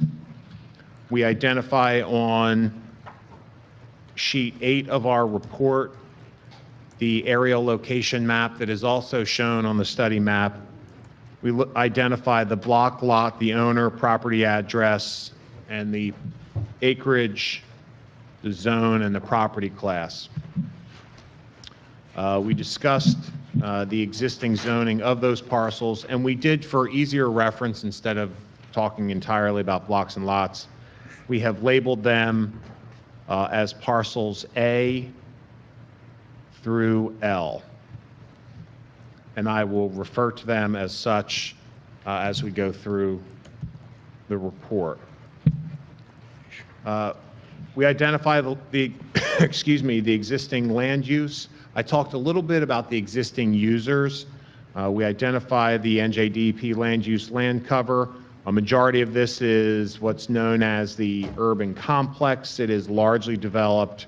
We do have some forested areas in the far eastern and southwestern corners, most notably the Hessert site, which is largely wooded. We also note that the NJDEP has identified some wetlands associated with a few of the properties within the project area. Those are more described in detail in the report. There are also some known issues with regard to site contamination, both through the DEP environmental management site as well as a letter regarding certain properties for the Atlantic Wood that I will touch on when we get into the individual parcel statutory criteria analysis. We identify, and for the board, excuse me, several of us, and this is allergies, my ragweed has been a mess, and no fever. This is a process that we've gone through. I've also handed out an individual sheet to all of you, and to talk a little bit about the process and for the public. You know, we're really now just in the preliminary investigation stage. This is simply that first step again to determine whether or not these properties are considered under the local redevelopment and housing law to be considered a redevelopment area. Now, the Township Committee, in their resolution recommending the study, very specifically, there are 2 types of redevelopment designations. Township Committee requested that we look at a non-condemnation redevelopment area. So again, this does not allow the municipality to exercise its right of eminent domain or condemnation. So any involvement or any development of any of these properties is purely voluntary on the part of the landowner or an applicant or contract purchaser. We identify, excuse me, those statutory requirements and criteria on page 13, and we've gone through these for a couple of the other redevelopment plans that we've evaluated. When we get into the individual parcel analysis, we describe the lot area, the existing zoning, as well as the site conditions of those lots. We note that, and I can summarize these to a certain degree, and go into these in greater detail if the board has any particular questions, because it is a rather lengthy, it's probably a couple dozen pages of reports. But we have gone through all of those specific properties. We identify which of those statutory criteria are met. We have a summary table at the rear of the report on page, that should have been memorized, 31. And you can note that 9 of the 12 properties in the study area meet the multiple statutory criteria as we go through that study area. There are 3 properties, parcels D, E, and H. Which ones are they? E what? D as in David. Okay. E as in Edgar, and H as in Hotel. H.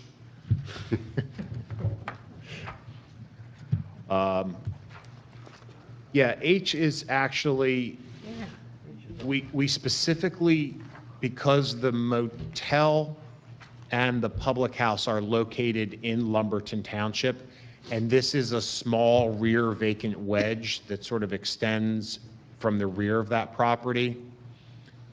We didn't feel that it was appropriate to do a full analysis of the condition of that site because it is predominantly in Lumberton Township. We do note, and as we've discussed with the board on prior projects, the local redevelopment and housing law allows properties to be located within a redevelopment area if they either meet a statutory criteria or they may be included under the definition of a redevelopment area that specifically says that lands which in and of themselves may not specifically meet the criteria may be included if their inclusion is found necessary for the effective overall redevelopment of the area. And I'm somewhat paraphrasing from that definition. It is set forth in numerous areas. And I actually have it quoted at the top of page 31 in quotes about 3/4 or about a third of the way down on the page there. When we go through and we look at those 3 parcels, we have a number of conditions that we've talked about, particularly with the large Atlantic wood treating property. That's a parcels B and C that have contamination identified on them. It has a substandard access drive at a very acute angle that comes out onto Route 38. That stem actually requires a truck leaving that facility to cross both lanes of traffic and frequently cross over into the median shoulder near the New Jersey barrier to try to make that westbound drive onto Route 38. The classic Nissan, or the Nissan properties that are on either side of that, there had been an informal easement arrangement between the owners to allow cars to be moved back and forth. That is not a formal easement. Technically, trying to move a vehicle from Parcel F, which is the dealership, to right next door to Parcel G, technically requires them to access Route 38, go through the Lawrence Boulevard jug handle, come back onto Route 38, go onto Route 38 west, through the Lawrence Boulevard jug handle, then onto Route 38 east, come through the jug handle again at the bypass, onto Route 38 westbound again, into the site that's immediately next door. When we identified this issue early on with the township, we said this presents a tremendous opportunity to eliminate some bad site access conditions, some unnecessary traffic maneuvers, as well as potential development of the Hessert property. We note when we talk about the Hessert property, which is parcel A, there is a telecommunications property, telecommunications tower in the far eastern wedge immediately behind the fence contracting business. And it covers, I believe it's 0.3% of the site. The remaining over 99% of the site is vacant. There have been contract negotiations over the years to develop that site. They have all proven fruitless, and in discussions with township representatives as well as representatives of the landowner, and knowing a bit about DOT access, that Hessert property itself is almost entirely encumbered by the DOT right-of-way. And the cost to reconfigure that as compared to the overall developable area has made it prohibitively expensive to develop. There was actually a national grocery chain, actually a European chain that is growing in the United States that they were under contract with, but through due diligence and researching their DOT improvement requirements, that failed to go through.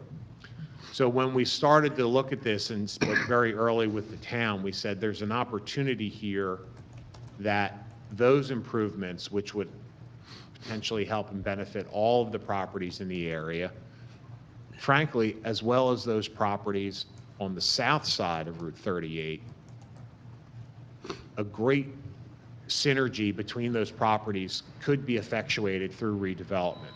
Some of those initial discussions include elimination of that strongly angled stem leading back to the Atlantic Wood property and a private land swap with the Nissan dealers to try to correct that. We've got a lot of curb cuts and a lot of stuff that's been out there for dozens of years.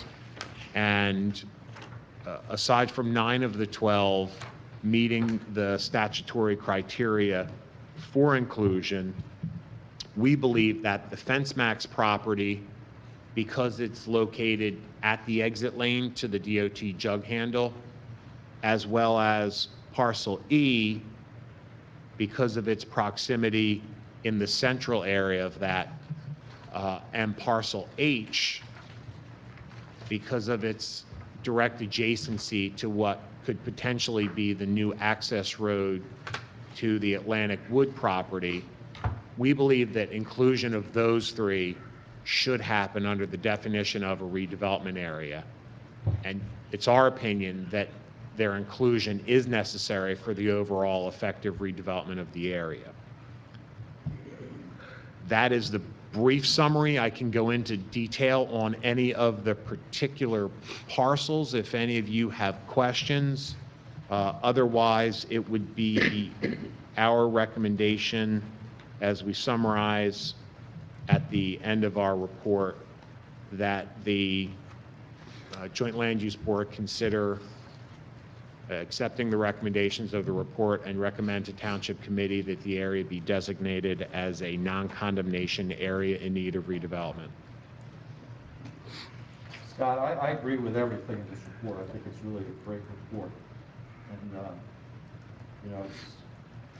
congratulations or praise to the town committee for realizing that this is an area that really needs to be looked at. But I did have a couple of just informational questions, to the extent you know. Has the DEP quantified at all, that you're aware of, the level of environmental problems on the C site and the B site? So as part of the landowner's due diligence, and I did include as an appendix a summary environmental letter from that property owner, so they understand that, and as everyone knows, Atlantic Wood was a wood preservative company, and they used coal tar creosote to treat wood. And understandably, there are some soil conditions out there.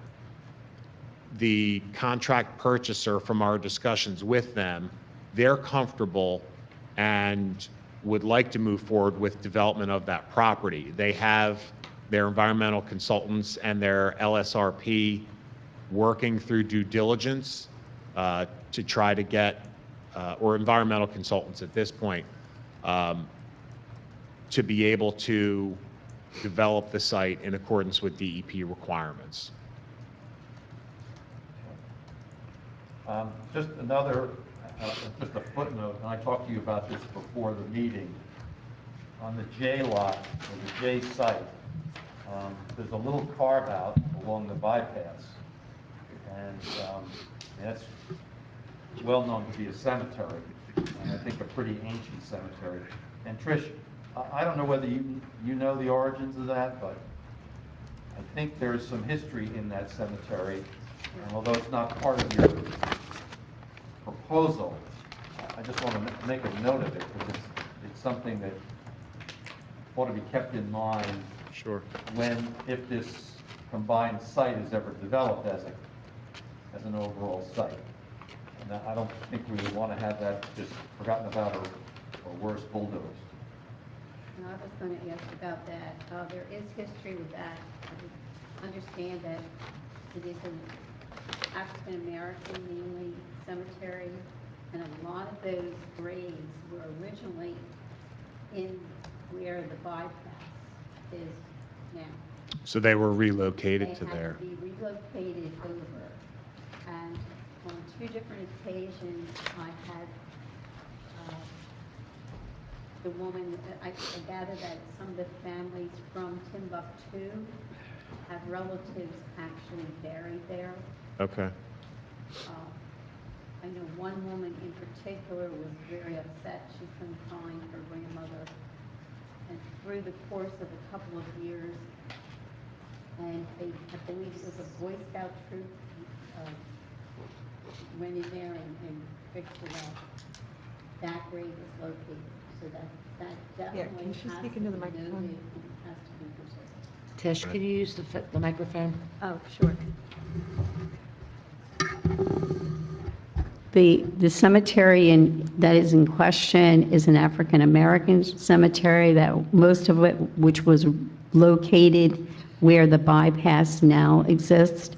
Those graves were moved and relocated in that parcel J. They, I guess they were not really noted by the families. There's some relatives from Timbuktu that are buried there. And one woman was very excited to find her relative that was found when the Boy Scouts went in and cleaned that area up. So that whole, I don't know how much of that property is designated as the cemetery, but I'm sure those graves can't be moved again, or shouldn't be moved again. And that was something, as we, very early on, as I explained to Mr. McKay, very early on in the process, when we saw that that frontage was not actually a Mericycle, but was a cemetery, township committees, obviously, there's nothing that we want to do and sort of respect that. So it wasn't even included. It's shown on the tax map, but it's not included within the area that would be designated or was investigated for redevelopment. Scott, just out of curiosity, is that cemetery area legally part of lot, well, what we're calling lot J, or is it a separate lot? It is shown as its own separate tax lot that fronts, and that makes sense because it was such a narrow strip, and it's not really an efficient way for cemeteries. Normally, you would see more of a square or a wider rectangle. This is a very narrow strip that runs along the highway, so that potential relocation and the right-of-way issue sort of explains why it is so shallow and kind of long, whereas most graveyards you see are sort of square or shaped a little differently. And I'm not positive, but I think some of the graves do remain on the other side. I guess it's the old Mount Holly Cemetery that's off of Marne Highway. Somehow they were connected at one time, as I understand it. Mr. Chairman, I'd like to make a comment, if you don't mind. I guess I can come up here since it's too cold up there. So, of course, as mayor, I met, I think this started last year, this application, or this whole endeavor. I did meet with, I guess, the developer. What I'm really excited about is, Scott alluded to the creosote situation. The developer is aware that he's got a big job of cleaning that up. And this is a great opportunity for us to make that happen, so we're not saddled with another, for lack of a better word, a Superfund site. Scott and the developer have, like, as he alluded to, has alleviated a lot of potential traffic situation that could exist. There's been an assemblage of some other lots and some things, so this looks like a real good application from the Township Committee's standpoint, and I commend Scott, and I know you were involved a little bit, and Paula, for trying to put this thing together. So in all candor, I just would want you to, if I was sitting up there, I'd want you to kind of know what was going on. So there's something going on here. There's somebody wants to build some buildings, and we've met with them, and this is the process to help that happen. And from my side, it looks like a really great thing for the town. So that's my little testimony. Does anybody know who is the developer? Anything about them, what they're going to develop, what they're going to put there? So there have been some preliminary discussions. Because this is actually 12 different lots, the redevelopment plan will cover many properties. There may be one larger redeveloper that develops 2 or 3 of those, but some of our earliest discussions, and when this started, we were working on an economic development brochure a year or so ago, and sort of finding out some of the issues with all these individual parcels. And around that same time, as the mayor indicated, there was some interest shown in the back piece, and we said, if the stars could align, how spectacular. We can clean up 3 or 4 projects with one comprehensive look at this to address environmental contamination issues, economic revitalization of that area, traffic improvements, reduction of curb cuts, aesthetics, all of those things. Part of that is the Nissan dealer had also been contemplating some of their own reconfiguration and expansion. So the timing, the stars sort of have aligned, and I think that there's an opportunity to do something that reinforces what our master plan has been talking about for decades. Yeah, Scott, do you know whether, and I don't know whether this is even possible, but whether Lumberton would look at something that would be similar and would dovetail into ours for that triangle that's in Lumberton? Or is that simply too much to bite off and chew? We didn't, because of the motel and the bar use, and because the rear, it is just a rear asphalt area that looks like at one point it may have been used for horseshoes. From review of aerial photographs, it could have either been parking or perhaps even a pool decades ago. There was a pool there. So it's just sort of a paved asphalt area. The reason why I think that rear piece should be included is there are some access and some easements where there are driveways and interconnections between the travel inn and public house and the Nissan property. So I think as a redevelopment plan is formulated, some of those issues are going to need to get addressed. We're moving forward on this track. At some point, it probably will make sense to at least engage the folks in Lumberton on this, and the owners, as part of this redevelopment investigation, they have been notified because of their common property that's located in both townships. So we want to make sure that there's good synergy between those uses as we move forward. I have two questions for you, Mr. Taylor. In this same triangle property that you're talking about, isn't that also where Starbucks is located right now? The nursery used to be there. No, so the triangle I'm referring to is... I'm looking at page 8. Yep. And I'm talking about specifically where the W is in Township. I think that's where Starbucks is located, I believe. So, yes, in Lumberton, the W, the TO in Township Yeah. is where Starbucks is. Okay. And the motel is roughly where the L in L Lumberton. in Lumberton, right. Yep.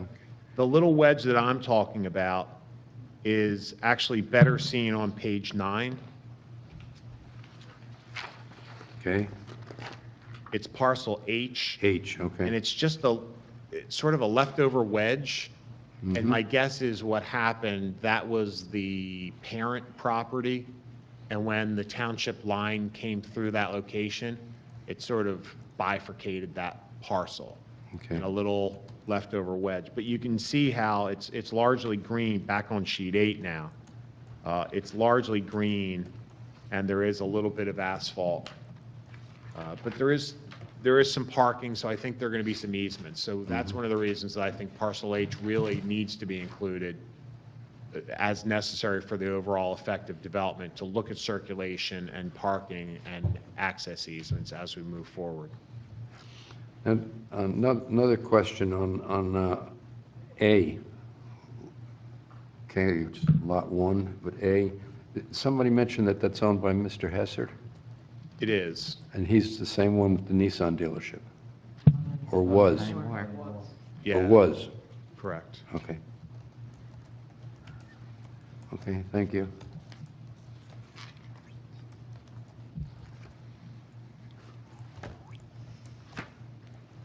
So at present, all the places or the businesses that are working are still going to be, operational? Is that?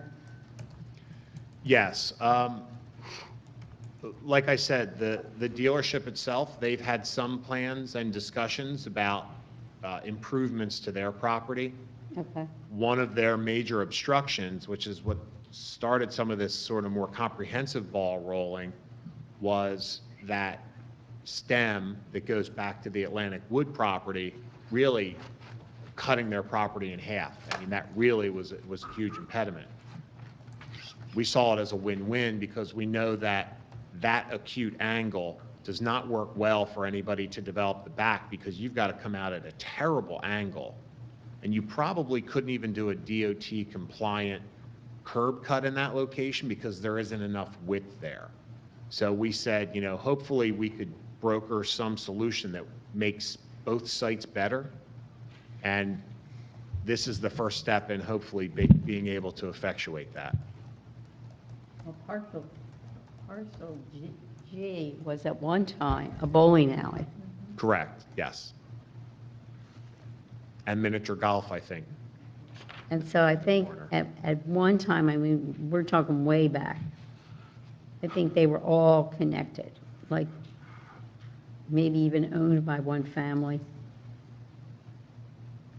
That wouldn't surprise me. F and G, the way that those, if connected, would create sort of a rectangle, it wouldn't surprise me if they were one single lot. And then at some point, they granted access to parcel C in the back.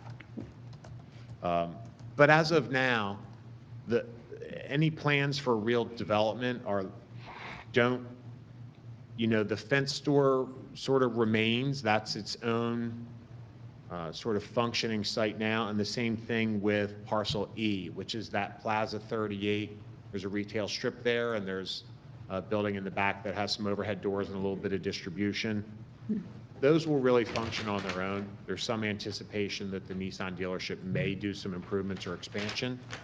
And then again, so the major retail and distribution component would be that rear larger parcel and the Hessert parcel.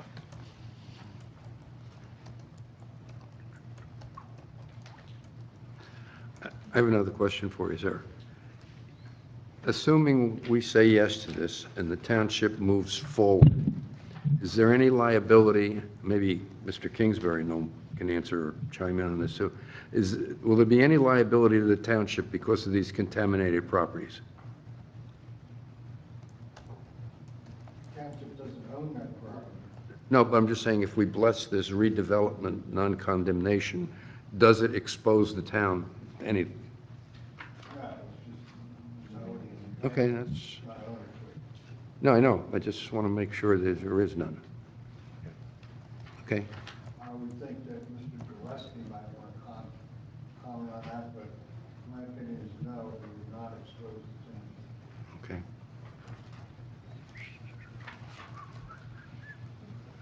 Any other comments, questions from the board? Open it for public comment. Anybody in the audience want to make a comment about this? Question? Hearing none, I'll close public comment. Wait 1 second. Anybody out on the outside there have a comment? Sorry, I forgot them again. No one's unmuting themselves. They're happy? I think so. Okay. Okay, so we need a motion and a second to adopt this. There's a resolution. Oh, yeah. Recommending approval to the Yeah. Those are draft resolutions we've got. Here, it was left on our desk tonight. All right, I make a motion that we accept resolution number 2020-12. Do we have, 2020-12. I think, Mrs. Kelly, we have to make a motion on this and then to do Correct. this under the resolutions, okay? Okay, so what do I have to make a motion on? So the motion would be as it says in the resolution, so you can use that as a guide, would be to designate Block 42, lots 1, 1.01, 102, 103, 104, 2, 2.01, 2.02, 3, 3.01, 3.02, 3.03 as a non-condemnation area in need of redevelopment in accordance with the local redevelopment and housing law. Okay, you said all that. I agree. Was I close on that, Bob? I didn't have your. I read along with you, and you got it all. All right, good. Okay, so we have a second on that motion? Second. Okay, any questions on the motion? We're not going to repeat it, but. Okay, roll call, please. Mrs. Kelly? Yes. Mr. McKay? Yes. Mayor McLaughlin? Yes. Mrs. Baggio? Mrs. Tyndale? Yes. Ms. Cosco? Yes. Mr. Levinson? Yes. Mr. Silk? Yes. And Mr. Kroll-Pfeiffer? Yes. Okay, and again, I echo what Mr. McKay said, Mr. Taylor, excellent job with the presentation. Yeah. Thank you. Very good. Thank you both. Thank you all. Again. No, when he does the resolutions, he just do it under resolutions. Okay, make sure. Yeah, that'll be on number 8. I'll do that then. I have it. Okay, case 20-12, Mrs. Newcomb, zoning officer, interpretation. Oh, that's what that was. Sorry about that. I will be brief. So I'm in need of some guidance and interpretation and definition. So back in 2012, there was a need through the town in several different zones for indoor recreation. And where that came about is that many of the industrial parks here were having vacancies in their large units. We had people looking for baseball, basketball, soccer practices because these places were large enough to accommodate that type of facility.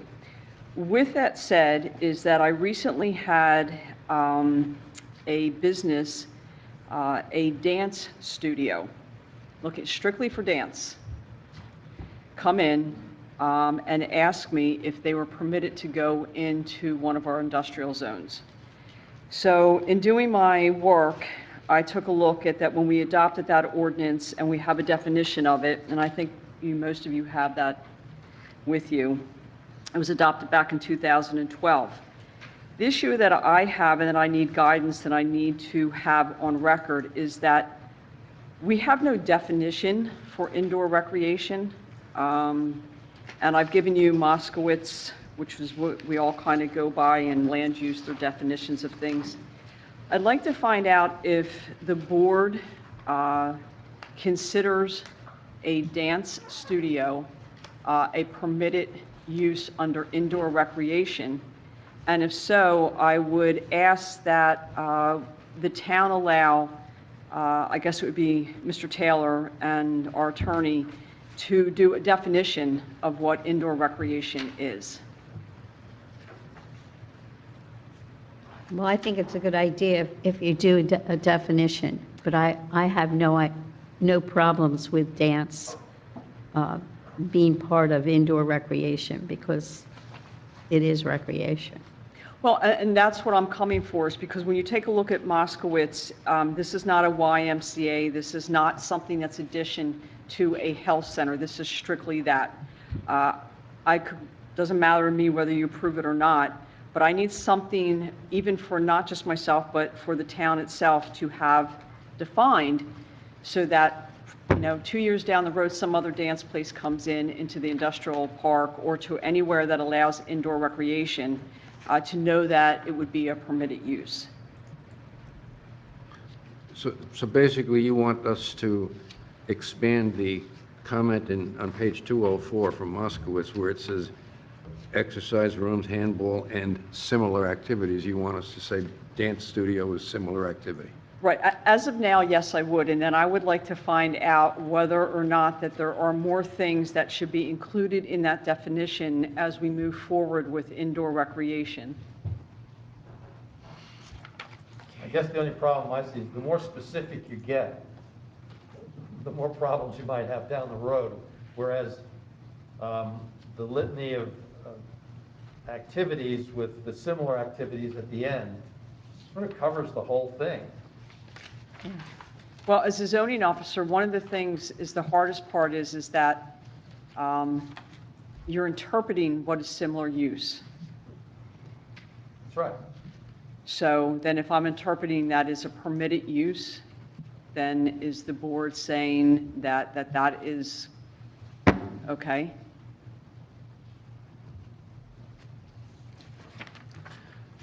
So in other words, are we giving Kathy the discretion to Exactly. to do what she feels, it should be done? She basically is the definer of the definition. I don't know how our solicitor feels, but it seems to me that she's certainly capable of doing that. And it's something. I'm sorry? You're capable of doing that. I agree that I am, yes. But after 18 Using- years, using after 18 years, you should know me well enough now that I believe and love my town so much that I always want to make sure that everything is correct, and I rely on you folks to help me out. Sure, because, if we start going, is judo. Yeah, karate. Or some other form of, exercise covered. We have to go through and dream up, think up every single one.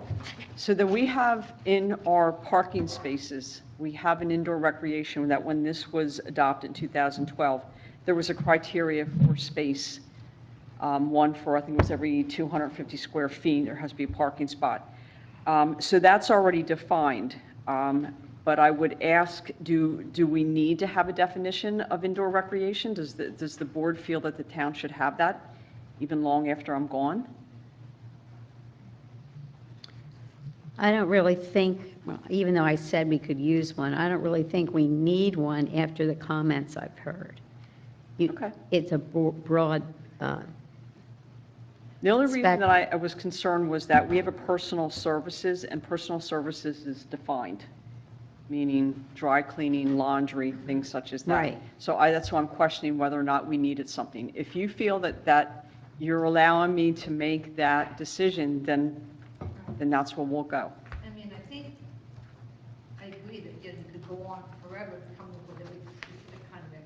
The fact that it talks about such as, which is not saying it's only Williston, but Okay. such as, da, da, da, da, da, da, and similar activities, that gives you the ability to say, well. And that's what I need to have on anything is record. like,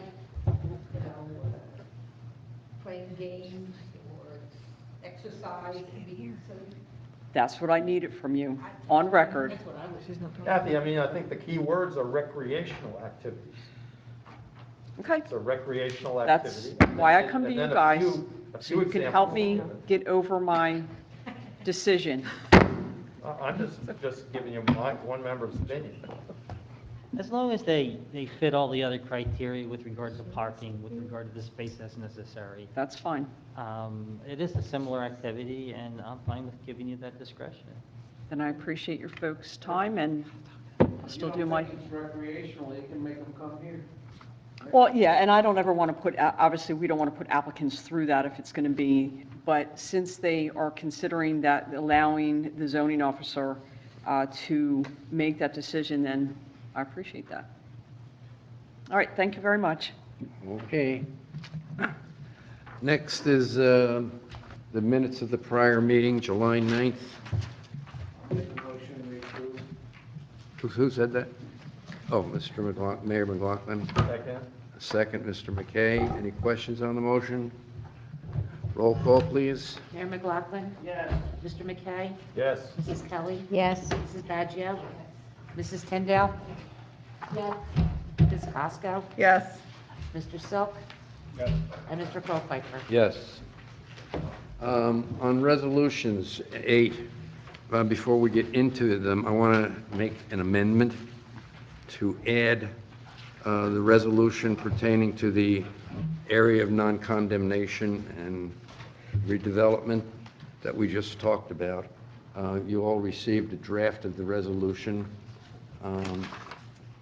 It's Resolution 2020-12. So we're going to take, the first one is the swimming pool variance, Resolution 2020-11. Need a motion and a second on that. Make a motion, we approve. Okay, have a second? Second. Okay. Any questions on the motion? Roll call, please. I'm sorry, who seconded that? Thank you, Mr. McKay. Mayor McLaughlin? Yes. Mr. McKay? Yes. Mrs. Kelly? Yes. Mrs. Baggio? Ms. Tyndale? Yes. Ms. Costco? Yes. And Mr. Colpfeiffer? Yes. Next, we have correspondence. Wait a minute. Now you got to do We have the to do resolution number 2012. Didn't I do that? No, you just amended the Sorry. agenda. Okay, yeah, you're right. Okay, Resolution 2020-12, and need a motion and a second on that. I'll make a motion that we accept 2020-12. I'll second. Okay, any questions on the motion? If not, roll call, please. Mrs. Kelly? Yes. Mrs. Baggio? Mayor McLaughlin? Yes. Mr. McKay? Yes. Ms. Tyndale? Yes. Ms. Costco? Yes. Mr. Levinson? Yes. Mr. Silk? Yes. And Mr. Colpfeiffer? Yes. Okay, correspondence. I make a motion that we accept and file the correspondence. Second. Okay, question on the motion. I just want to clarify. Item C and D, what is the difference between the two? Because they both seem to have pertained to that Revicchio property that we... They're yours. They're not mine. That's what I was reading the correspondence and I saw it. I didn't understand. One was one type of property and the other was The Volkswagen, I'll call it the Volkswagen property versus the Revicchio property. That's right. They needed to be bifurcated because they're two separate applicants, and Mr. Gillespie cannot conduct any business for Mr. Mushlegel's property. Okay. So, Good. Thank you.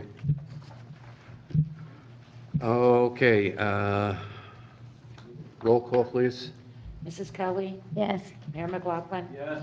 Mr. McKay? Yes. Mrs. Baggio? Yes. Mrs. Tyndale? Yes. Ms. Costco? yes. Mr. Levinson? Yes. Mr. Silk? Yes. And Mr. Colpfeiffer? Yes. Okay, next we move into professional comments, please. Nothing. Okay. Board comments. Anybody in the front row have board comments? No? Anybody any comments? I do. I'm waiting everybody go first, but no. Okay. I have, and I think you all know me well enough, do not read between the lines, okay? I'm telling it like it is. This area of non-condemnation and development and everything else, and redevelopment, and Mr. Taylor, don't take this personally because I'm not directing it to you, okay? This is the third or fourth one that we've had this year, and they all seem to be dumped on the Joint Land Use Board with very little prior notice or warning, and we have to take action when it shows up here, yet it's been kicking around for 2 or 3 months. Specifically, this last one was approved by the Township Committee in May, and all I'm asking for is somewhere, and I don't know who has to take care of it or where it has to be done, but I think as a common courtesy, the Joint Land Use Board should be given a little bit more time to look at these things and consider them. But the other part is, according to the resolution that we have in here, it's on page 34 of Mr. Taylor's book. The certified copy of the resolution is to go to the chairperson of the Joint Land Use Board and the secretary. I never received anything. It's the first time I found out about this was Saturday when the mail showed up at my house. And I'm just, we have a lot of lead time on it. Mr. Taylor provided us with this status report of where we are, and we've come down to the number 3, and we've got future plans to do a lot of things. But I just don't like the idea that we, meaning the Joint Land Use Board, we never find out about these things until the night we're coming for this meeting. And I know we discussed this at the last one, which was that Revicchio property et al., all of them, and we had to have a special meeting to get some clarification on it. So I don't know where I should be directing my question or comments. I'm not picking on anybody. I'm not accusing anybody. H, that's why I got up, and, because I feel the burn too, being on the other side, kind of not going. I don't know the legal aspect of us putting on hearings without putting on a hearing. I'm pretty sure we have to put the hearing on tonight. Am I not mistaken? I don't think we can have a hearing, over the telephone and that kind of thing, but that's why I got up. And I tried to, get into, for the benefit of the board, sort of what was going on, because I sort of feel the same way. But Bob, you'd have to expand on the fact, are we allowed to have a hearing, over the phone and vote on a matter, without a hearing? Tonight, and there was notice for tonight. Right. So we really can't have, I guess, I don't, No, that's what I'm saying. I don't know where to direct my. Yeah, but I don't want, I was at one of the meetings, the other ones I wasn't at, that was before my time, because these things are taken, I wasn't here last year, obviously. So that's why I got up and wanted to know, I didn't know how far Scott wanted to get into it, but, all we have right now there, and, we've all voted on everything, we have somebody who wants to put a couple buildings in the back. The committee was very excited, the subcommittee was very excited about the fact that it's a great opportunity right now to clean up those sites, and that's really it. We don't really have, other than, I think there's a lot of property assemblage taking place, right now. So unlike the last one, I was excited about the last one. It's just this is really just starting this process where the other, I'm gonna call it the Revicchio, and the other has been going on for years and years and years. This is something new. So you know, I mean, I'm, All right, I understand what you're saying, and I know that what you're saying is true. There are parcels of this that have to be taken and done ahead of time, and it's usually done by the, I don't know what you call your committee, business or commerce, planning. Economic development. Economic development, yes. All right, but what I think and our chairman is referring to is the fact that we don't have a lot of lead time, because I usually like a few days too. And there were 2 or 3 things that required, for me anyway, a lot of reading tonight. So we have in our ordinance, I believe, if you were an applicant coming before us, you had to have all your paperwork into the planners and the board, or, the secretary and everything. 10 days before our meeting, or something like that? So for us to have something big like this, because Scott does a wonderful job, and to really look through it, and for me to feel like I'm prepared to be able to comment and to take in the witnesses and the testimonies, I would have liked a little bit more lead time too. I'm sorry, go ahead. But that's all, I think that's all H and I are saying, is just try to give us at least a week, and definitely not the weekend before. So I've never been the chairman of the planning board, but the mayor has an agenda meeting, about a week before, the meeting, and we decide what's on the meeting. Do you guys have an agenda meeting, H? I don't know. No.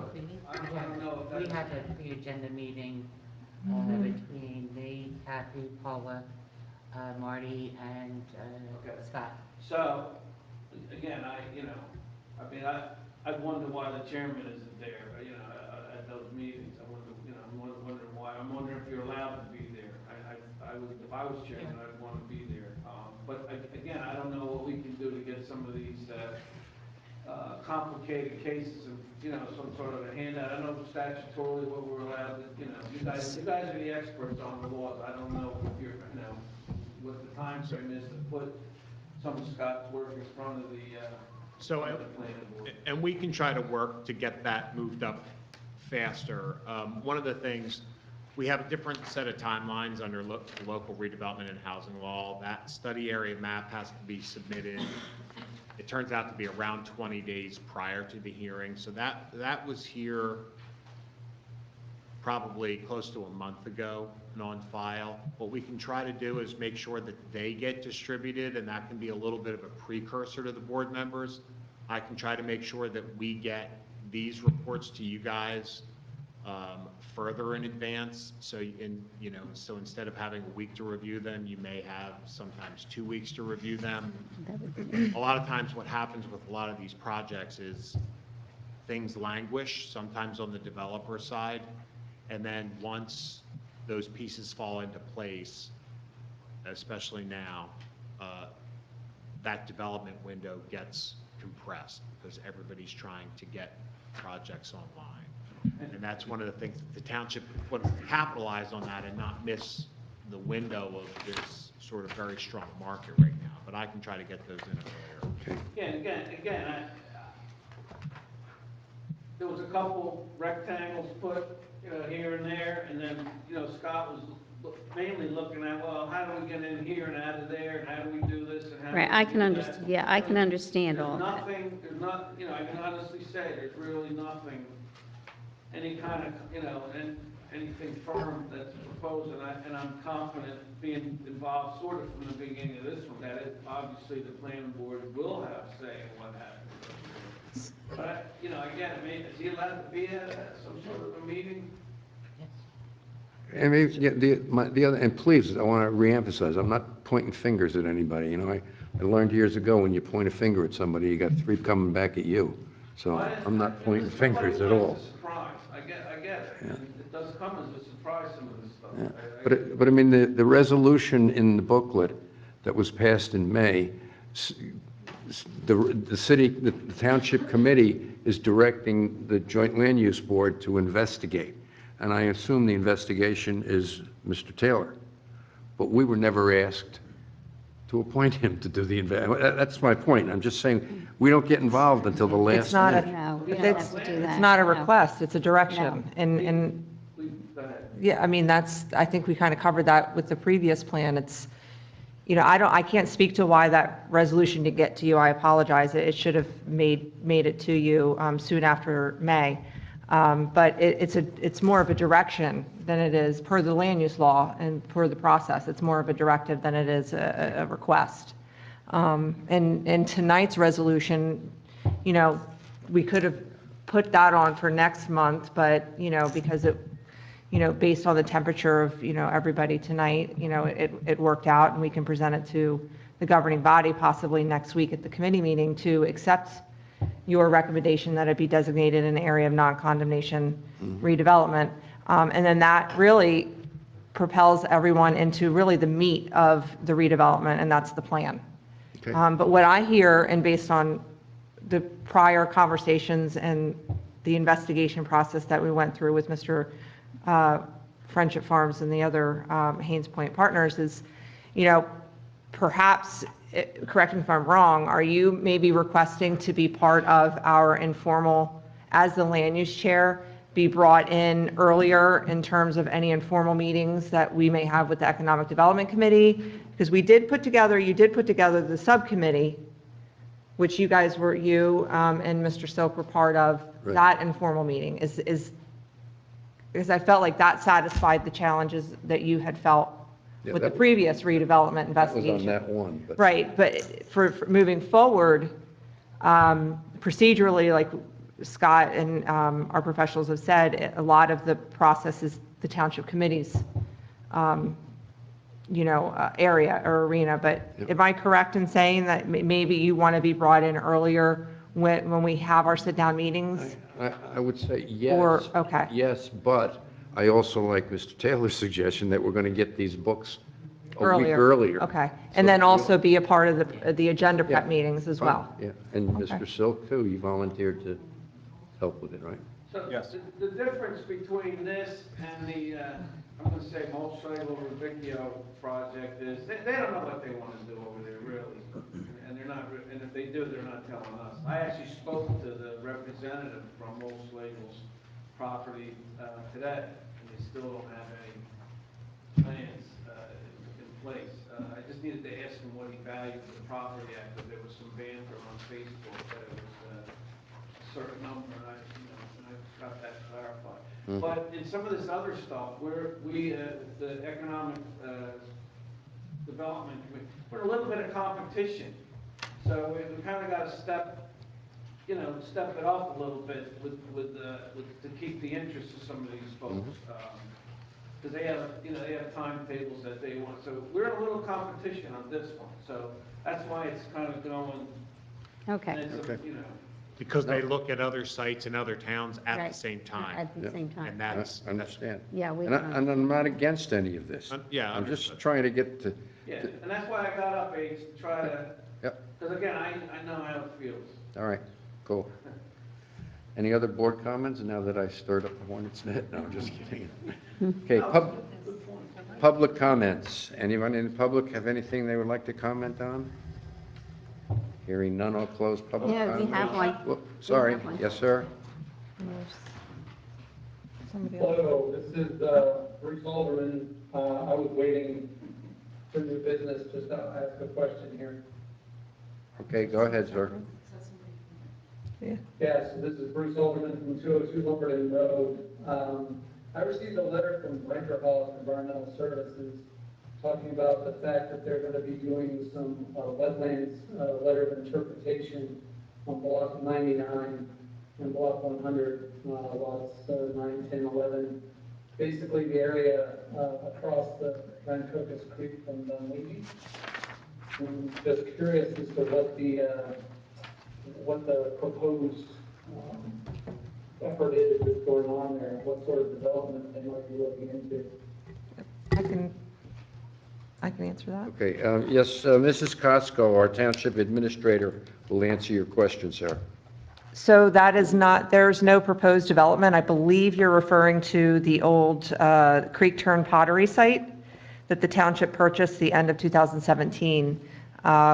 We have hired Brinkerhoff to conduct the wetlands delineation. We've done a survey on the property, and we've made application to DEP to authorize those wetlands, and that's what the LOI is. But right now, that's a preservation project to preserve that for open space and recreation. Great, that sounds wonderful. Just got this letter and was wondering what it was about, so I appreciate the information. Okay, thank you, sir. Yes, you have a comment? Yeah, Steve Parham at 119 Mason Woods Lane. And I was just wondering, the property by the Bosnian Club on Creek Road, has there been any new developments on that property? Have they filed for a rezoning of that area? Last I'd heard, that was a zone for single-family homes, and that's where they want to put the multi-story affordable housing there. Oh, okay, you're talking off of Creek Road by the Yes. railroad? Yep, right there. Okay, Creek yeah, Farm by the House, railroad. right Okay, there, that's yep. part of that, what is that international? The Bosnian, I think Bosnian? Bosnia or something, yeah. Yeah. Yeah, they're gonna Yeah. do, Nothing okay. yet? Okay. So and then on top of that too, I think the last meeting, I think it was mentioned that that there was an effort to try to file with the state a plan for where you were thinking about putting affordable housing in the township. And I didn't know if there's any more movement on that, or if that's been developed any further. No. Okay. Okay, that's all I had. Okay, it's about that specific property, right? You were Yes. talking- Okay. Yes, it's, yeah. All right, good. Thanks for sticking with us all night. Yeah. Any other public comment, question? Yes, ma'am, step forward, please. Need to state your name and address so Mr. Kingsbury can get it in the record. Judy Mealy, 26. No, I know, no swearing. Go ahead. 2615 Fostertown Road. You don't need to be sworn in. No. Okay. Your name again, please? Judy Mealy. Okay. I was just curious, at the last meeting, Bruce, you were saying there was like, you were at level 4 as far as Radicchio's property and the Volkswagen place, out of like 12 steps that needs to be done. And I know that they've done land testing and stuff, and I think one of you ladies said something tonight about having 2 different people interested, and I was just curious if you did, what was it? No, they're not 2 different people interested. The resolution needed to be done separately because they're 2 different property owners. Okay. Mr. Rivicchio's piece was done with one resolution, and Mr. Muschlegel's property was done with another resolution. That's it.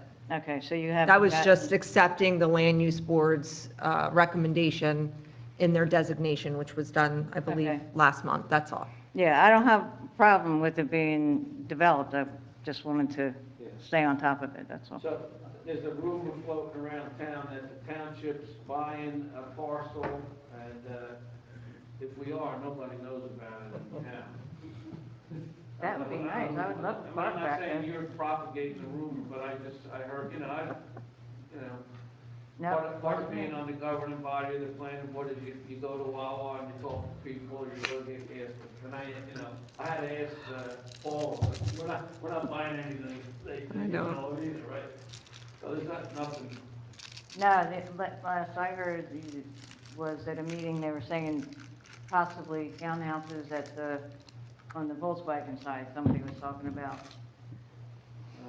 No, I can tell you that he didn't show us that. We asked him to come in, he was at the planning board meeting, we asked him to show, he doesn't.